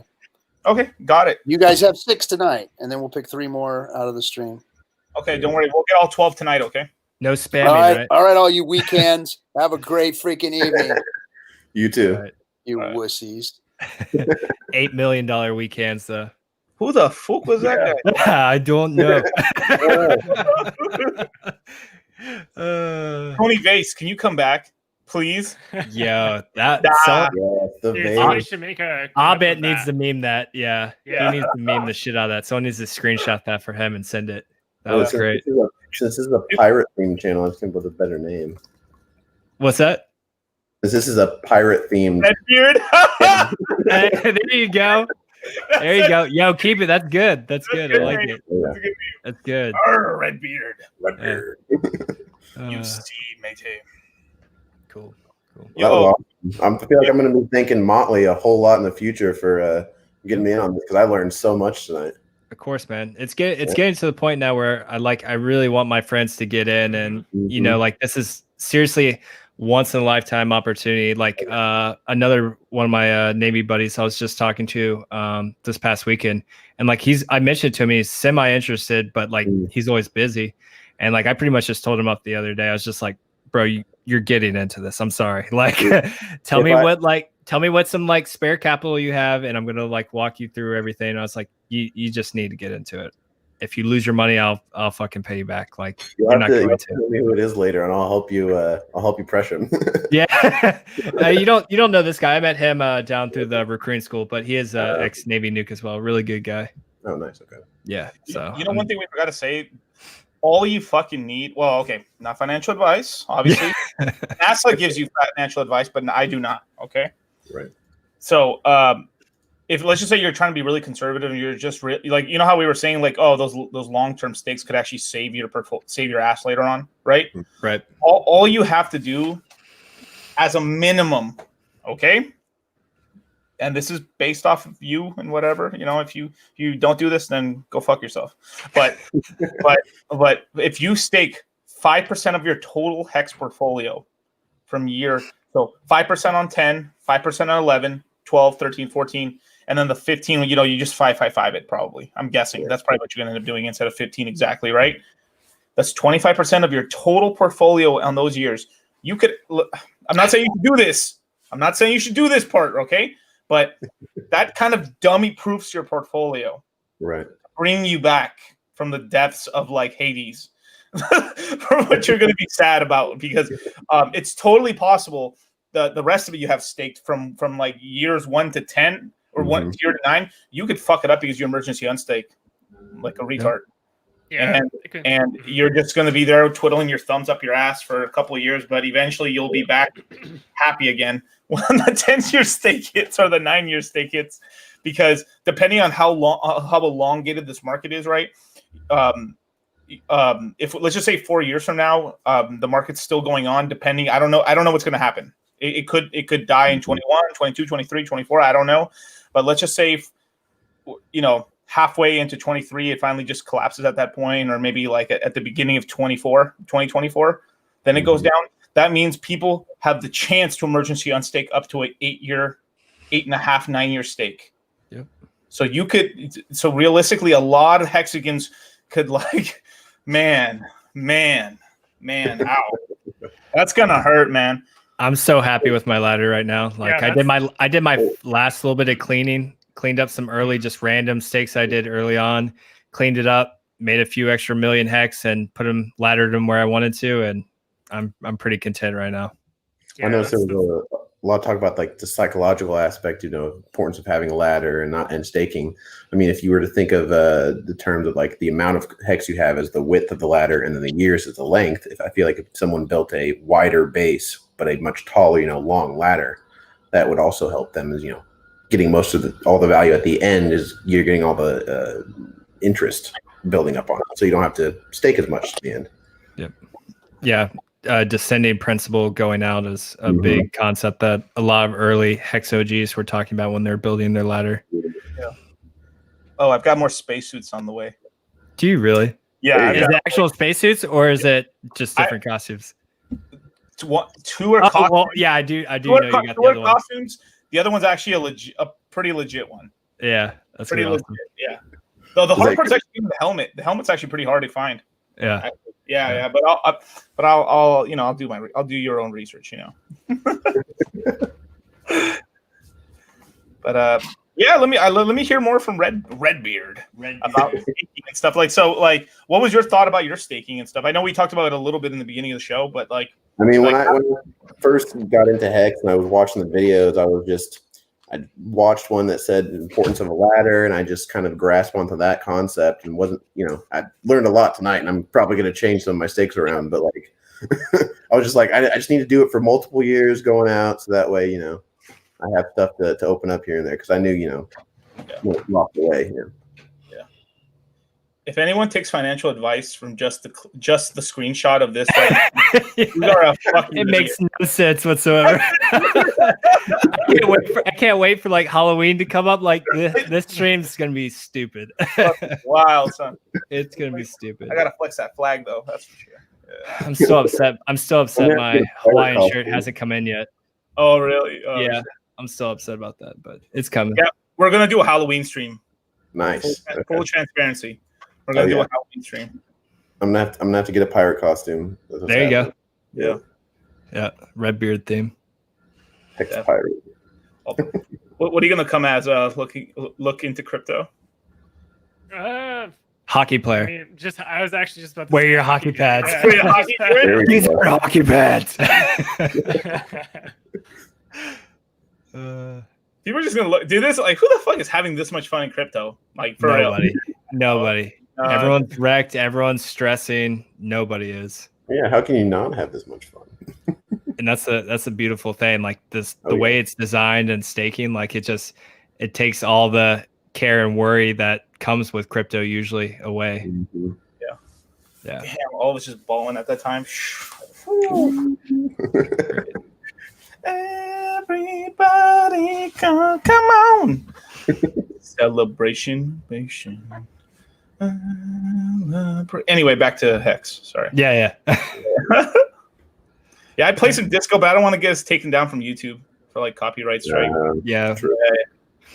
How many stakes do you have, Redbeard? Roughly. I have 3 right now. 3? Okay, so you have the 369. Yep. Okay.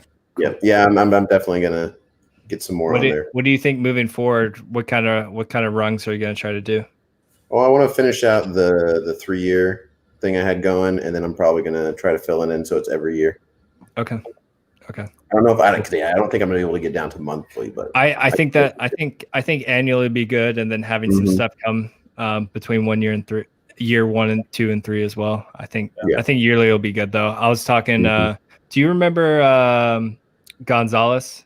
Yeah. So he's living with me, and he's got a bunch of hex too, and he just kind of just staked his after big payday and just whatever. But I've been talking to him about t-shirts, so we're gonna sit down and he's gonna emergency on stake and then figure out his ladder as well. And he's thinking about purchasing some more. So it's really cool as people learn more about the project, how they're just like, yeah, let's move it. As they learn more, they're like, oh, let's fix this up. Yep. Oh yeah. You know what we should do later on? Like once Hex is like a couple of years old, we should have these like those bullshit influencer videos like where like this is how I start my morning as an entrepreneur, right? I wake up with a cold shower and then those things, but it's like motivational message written on the mirror. Motivational message. As I wake up, the first thing I do is check my daily stakes on my computer. On my it's gonna be a good day. Drinking coffee for like yes. I then spend the time meditating and stuff, right? Before I start my day. And then I use dude, I hate those videos are getting on my nerves now, dude. It's like leftover from like 2017 essentially. Yeah. During the hype. It's just yeah. Do you know what the hell's his name? I don't watch too many of them. But he's I've actually talked to him. He's actually not he's cool and everything because he was one of the first people I ever heard to actually talk about intermittent fasting. Mm-hmm. Was it Grego Gallagher or it was like he used to have a podcast called Road to Rift. Grego Gallagher and sounds familiar. Yeah, Grego Gallagher and somebody else. I feel so terrible. Kino Body, you heard of Kino Body before? Oh yeah, I saw his advertisements all the time. He legitimately was probably the first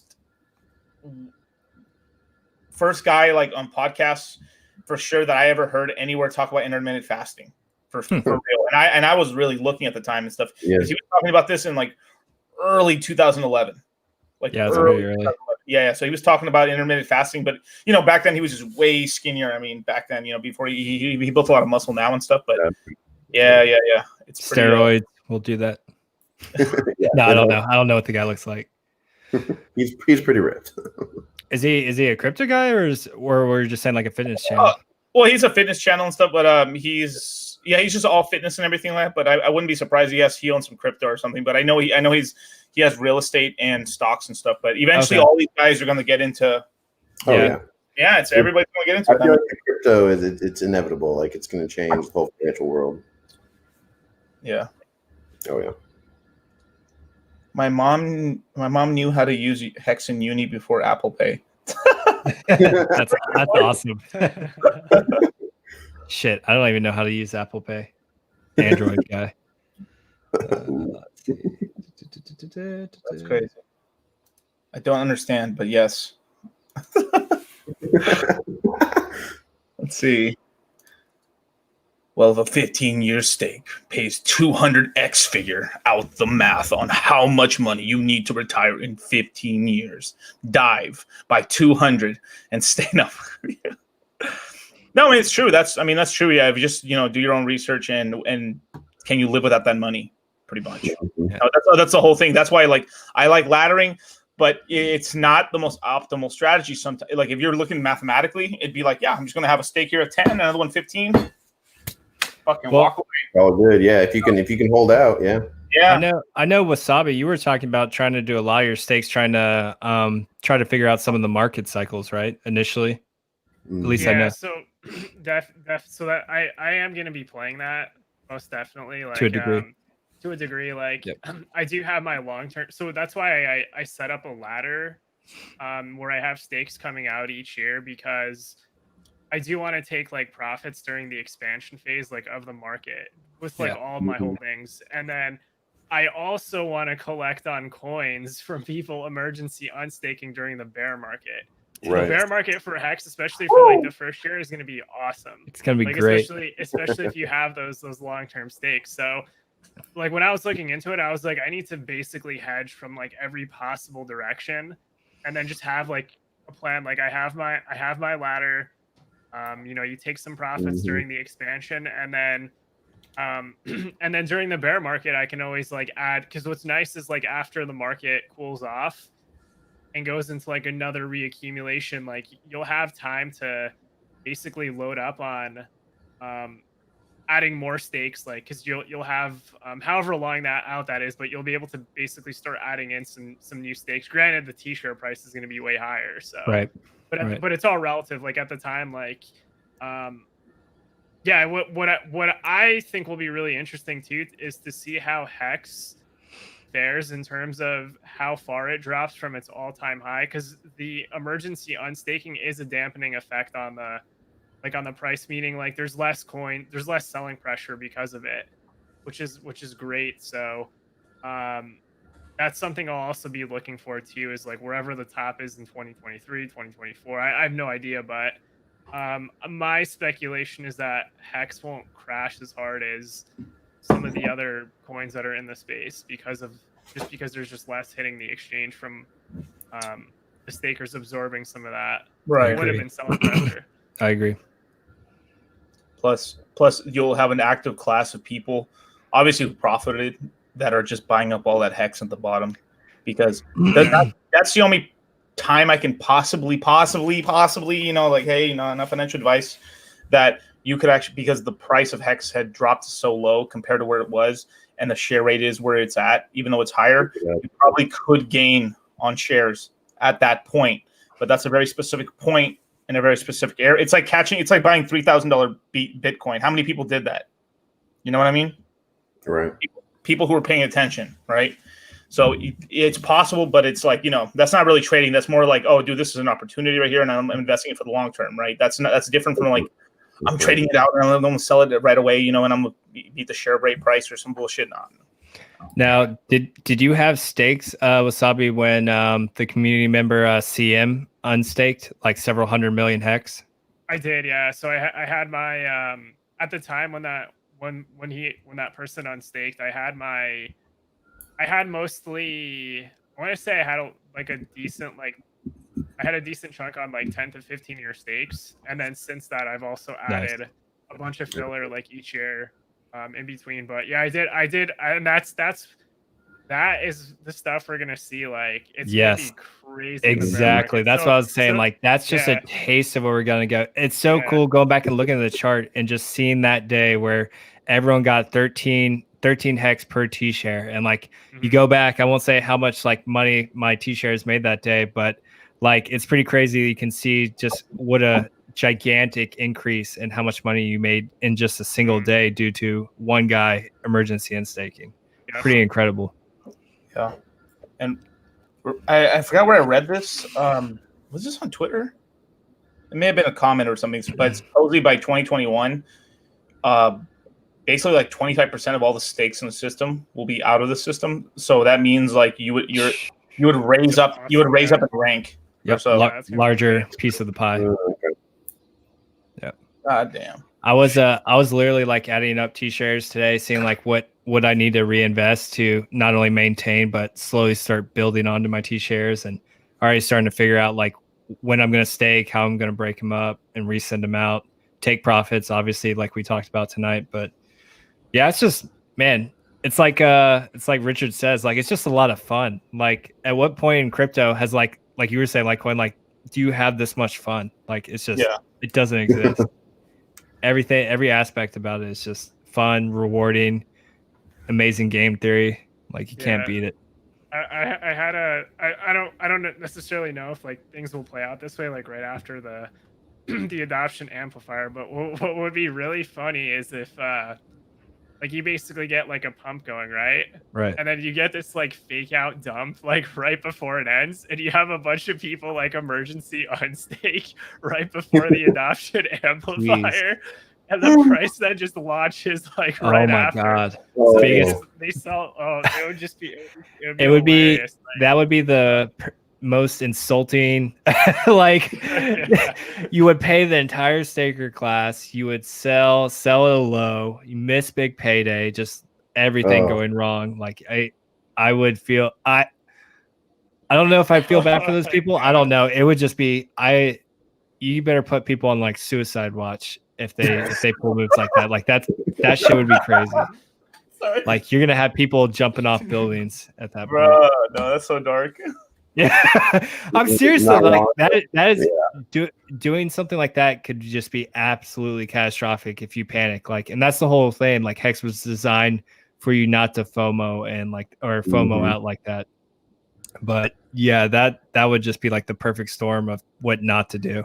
Yeah, I think if anything, it would most likely just be like traders or something like that are just trying to get like the I don't think you'd really see much of that from like the long-term stakers, but there's just a lot of speculative trading through Uniswap, and there's going to be people that are, just playing it for the adoption amplifier. So that just kind of comes with the that's why if you just do this, you set up your staking ladder, you don't really care about all that. Yeah, it's going to be a lot of speculating traders, and then you're also going to have probably the people that are new and just getting in. It's going to be a lot of people that maybe they have been in the crypto space, but like the traditional just like fear of dumps going to zero, everything like that. So it's just going to be a lot of people that aren't as familiar with the project and done enough research and understand how it actually fully works that might fall into the fear and the FOMO.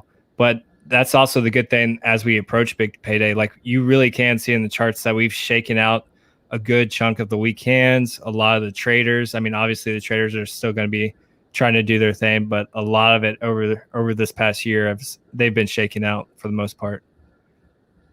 There was actually a video I was watching on it was on the Hex website where there was like a random address that Richard pulled from Etherscan.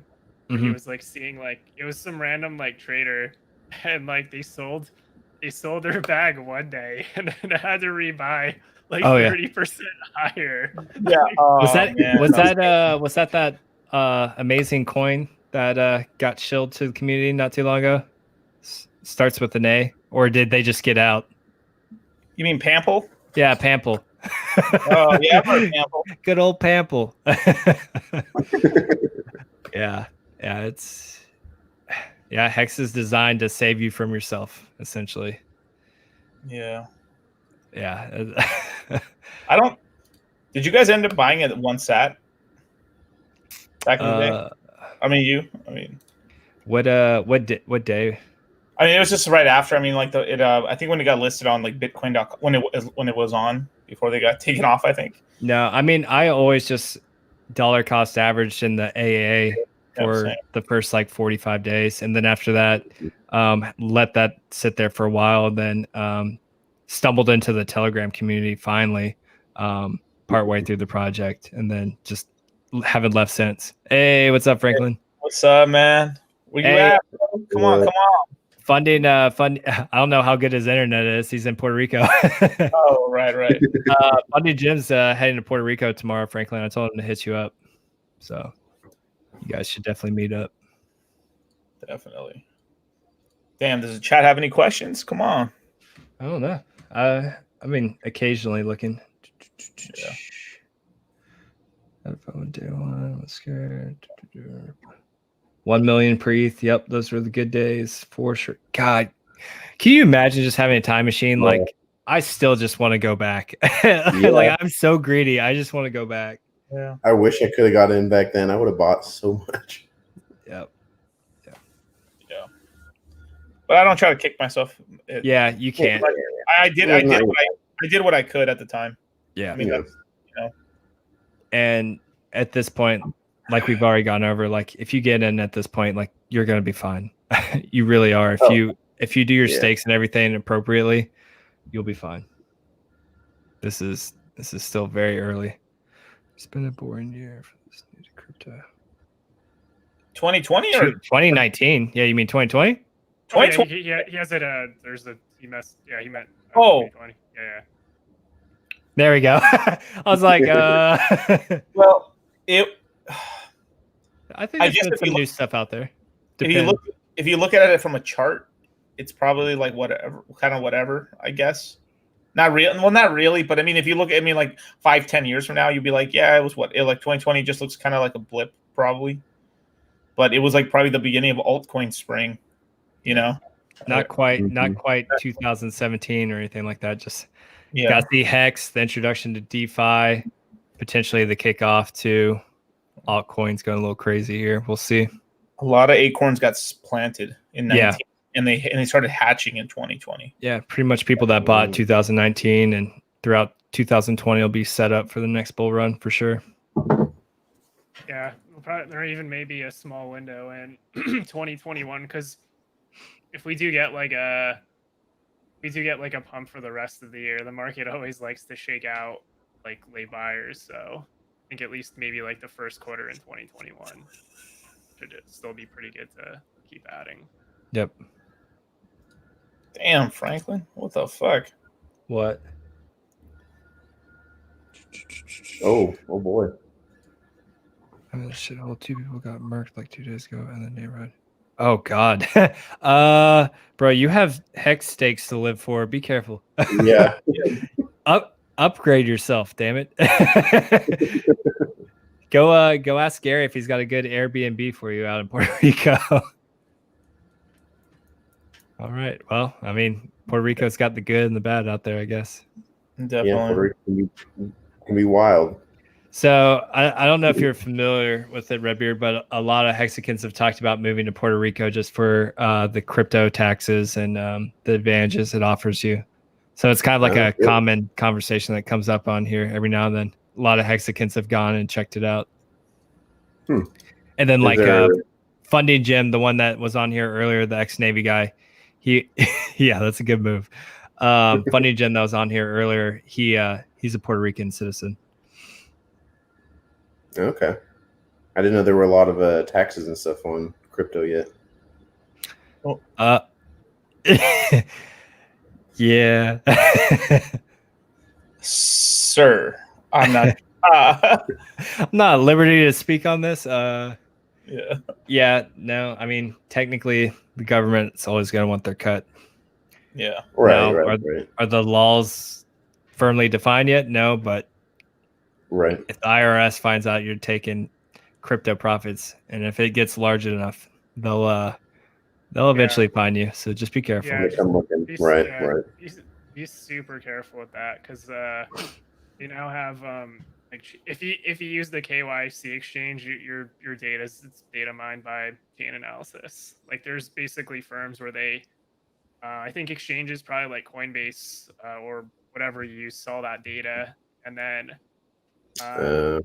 it's just because it's all public, so right. You have to be pretty so really the best way like to position yourself is of course like you're just in like a jurisdiction where you get the best tax like benefits. So like Puerto Rico is like definitely an awesome one. I looked into like other because I'm in the States, so I was looking at certain states. Like I know North Carolina, they like if their state taxes are a little bit lower, and then they don't really differentiate between like long and short term, but you still get slapped. Like either way, you still want long term because then at the federal level, like you'll get absolutely fleeced.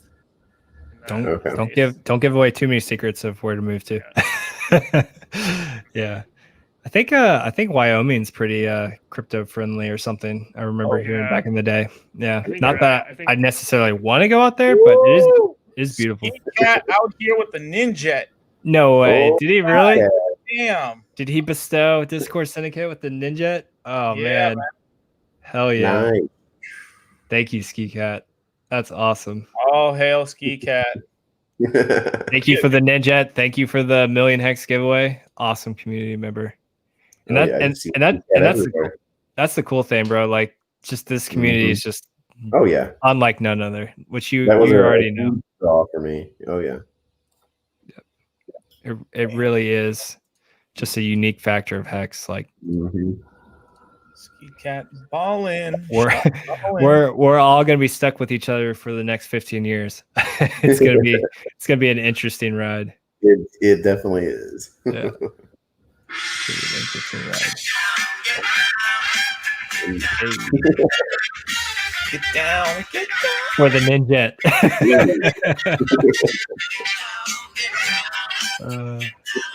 Just for you, Ski Cat. Oh, another one. Oh my god. Now we just gotta keep going. Thanks, Ski Cat. Oh man, it's gonna be a fat chest tonight for everyone.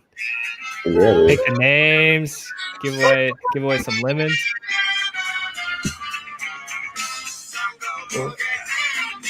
Jungle boogie. Skeet cat balling. Good stuff. Good stuff. I'm gonna stop before we get pulled down off of YouTube. Yeah.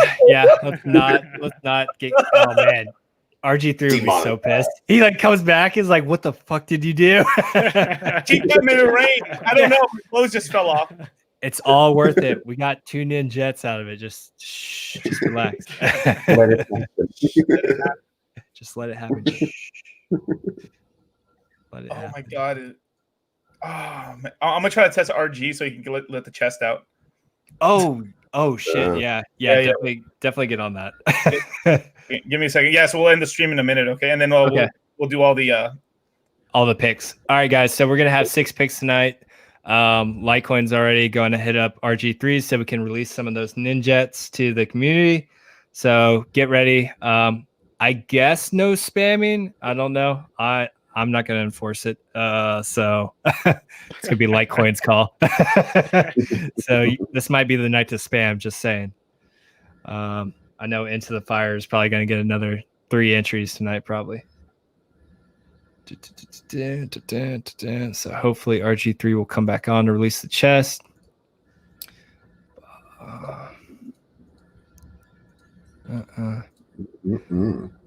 So how much longer are you out there working, Redbeard? I'll be out here in San Diego for probably at least another week, and then I'm supposed to be going to Tampa to do some JT. Oh, nice. Going back to my old stomping grounds in Florida. Have fun. Oh yeah, I've been down to Florida a few times. It's a good time. I have a great time in Florida. Oh, yeah. Richard Hart always talks shit on Florida, but I like Florida. I'll probably end up moving back, I think, at some point. Really? Yeah, definitely. Did you get a hold of him? No, I just got his voicemail. Man, lend down the freaking ship. This is why people mutiny. This is other ninja. Oh God, you can't give us a ninja if we can't release it. Save him. Save him for when our mutinous captain actually decides to make it to the end of the chat.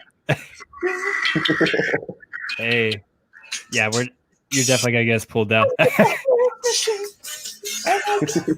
Oh, nobody but you. DeFi, baby. There you go. Yeah, you just gotta sing over the lyrics so we don't get pulled down. Yeah. Well, we have a bunch of lemons for you guys, courtesy of Ski Cat. If now, do they? I know they carry over a little bit, don't they? Hopefully. Yeah, they should carry over to the Friday show. I think. Yeah. Okay. God damn. Ski Cat making it rain. Yo, he's been making rain a lot lately. I think he set a record on Hexo's previous show or whatever. What was it, like 6 or 7? It was nuts. Always on there dropping stuff. Yeah, it was balling out here. Balling. Ski Cat's one of our probably founding whales over here for sure. Yeah. Oh, definitely.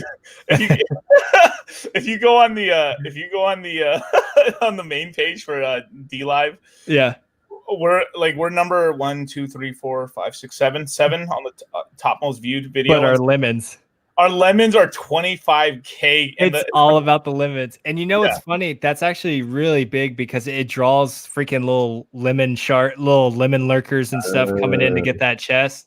So it actually does help and bring a lot more eyeballs in because people will be combing through and like, wait, that channel has 25,000 lemons right now. Like, let me go stop in real quick, see what's up. Check this out.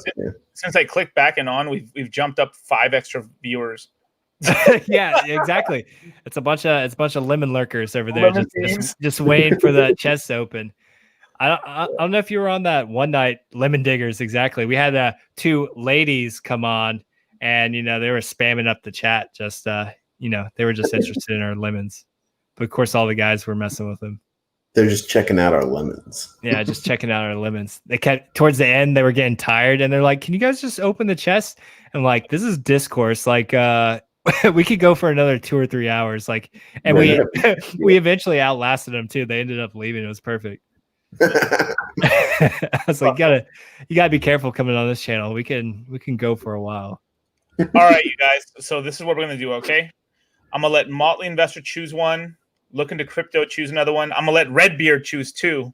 Ooh. And then I'll choose one. Oh wait.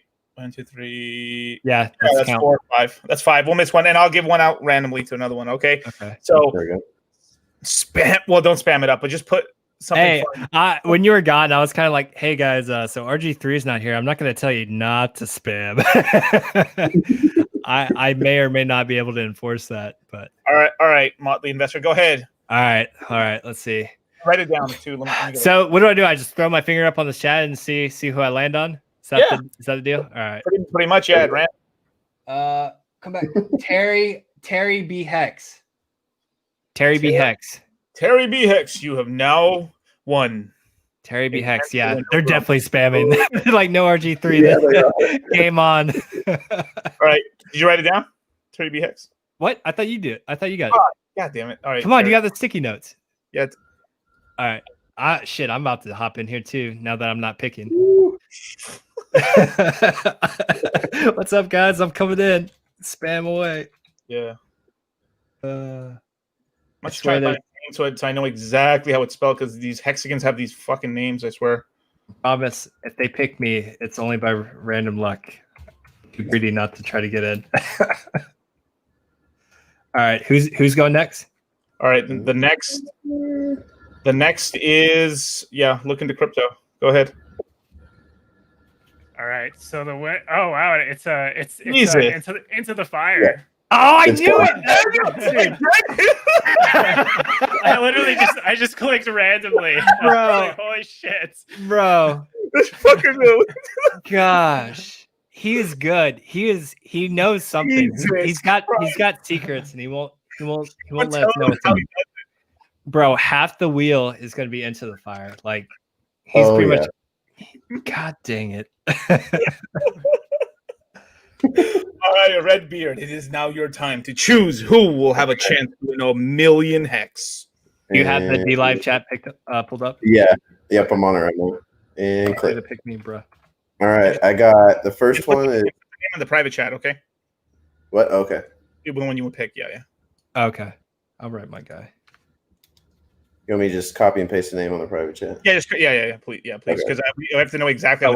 I fucking misspelled that. Hold on. All right, the first one. Into the fire again! Holy shit! Are you serious? Oh, okay. All right, so the first one was Children of the Grave. Oh my god! Oh, the troll! Hey, moving on, Redbeard. If they post memes, which Children of the Grave likes to do, since it takes up a bigger section, don't choose those. All right. Okay, I just like randomly clicked on something. Yeah. I know. I'll let. I think we'll let this one slide, but for future, some people try to get a little creative and put those stickers in there, which create a larger surface area to click. I got you. I'll try. I'll do better on the next one. All right, Redbeard, choose one more. Come on, bro. We're best friends. You got me. Just kidding, guys. I got. Wait.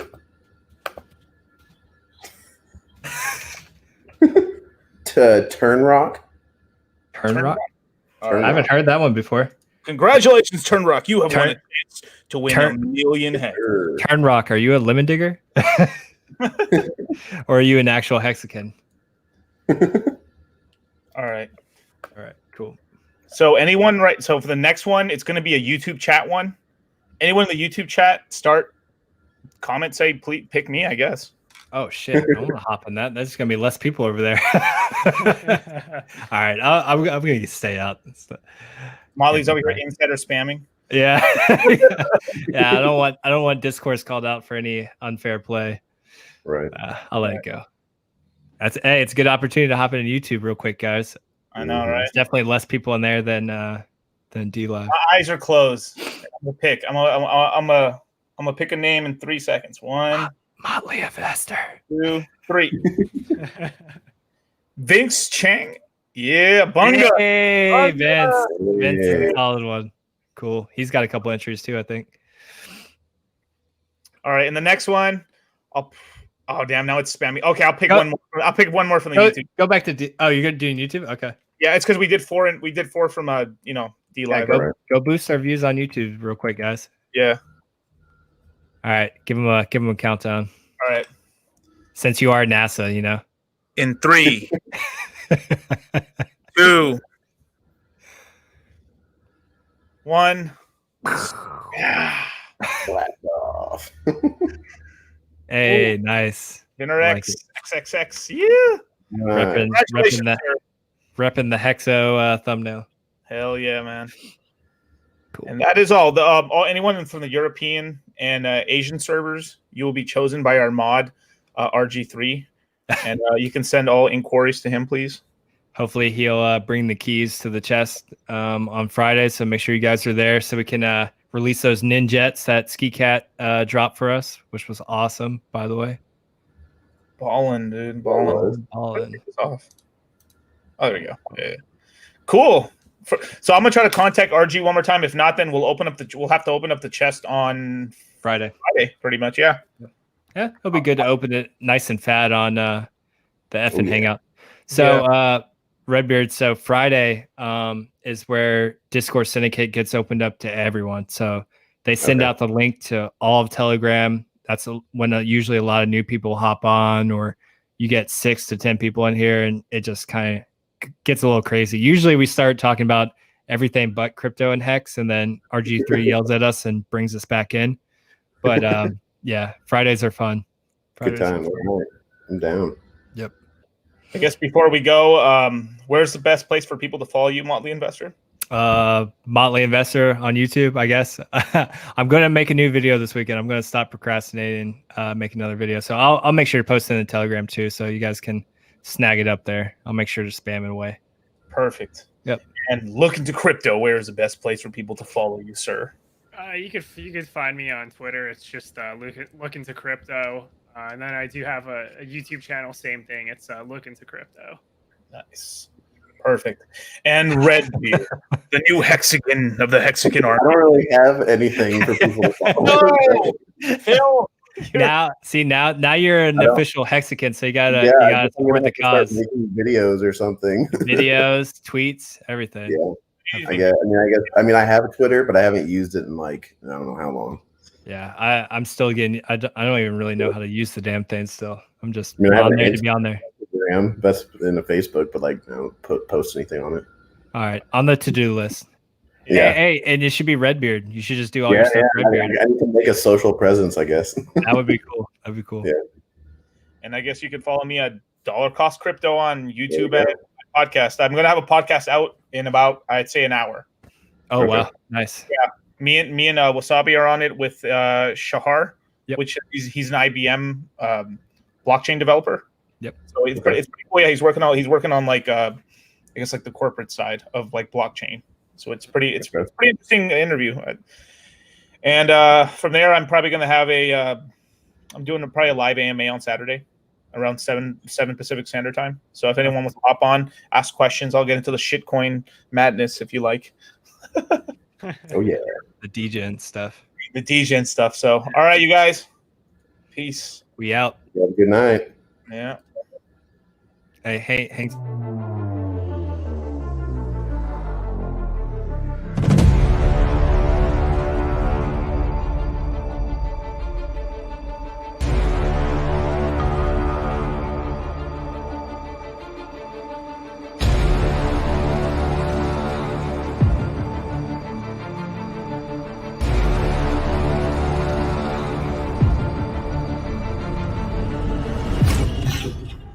Stake your hex or get fucking wrecked. Don't be a little dick-ass motherfucker.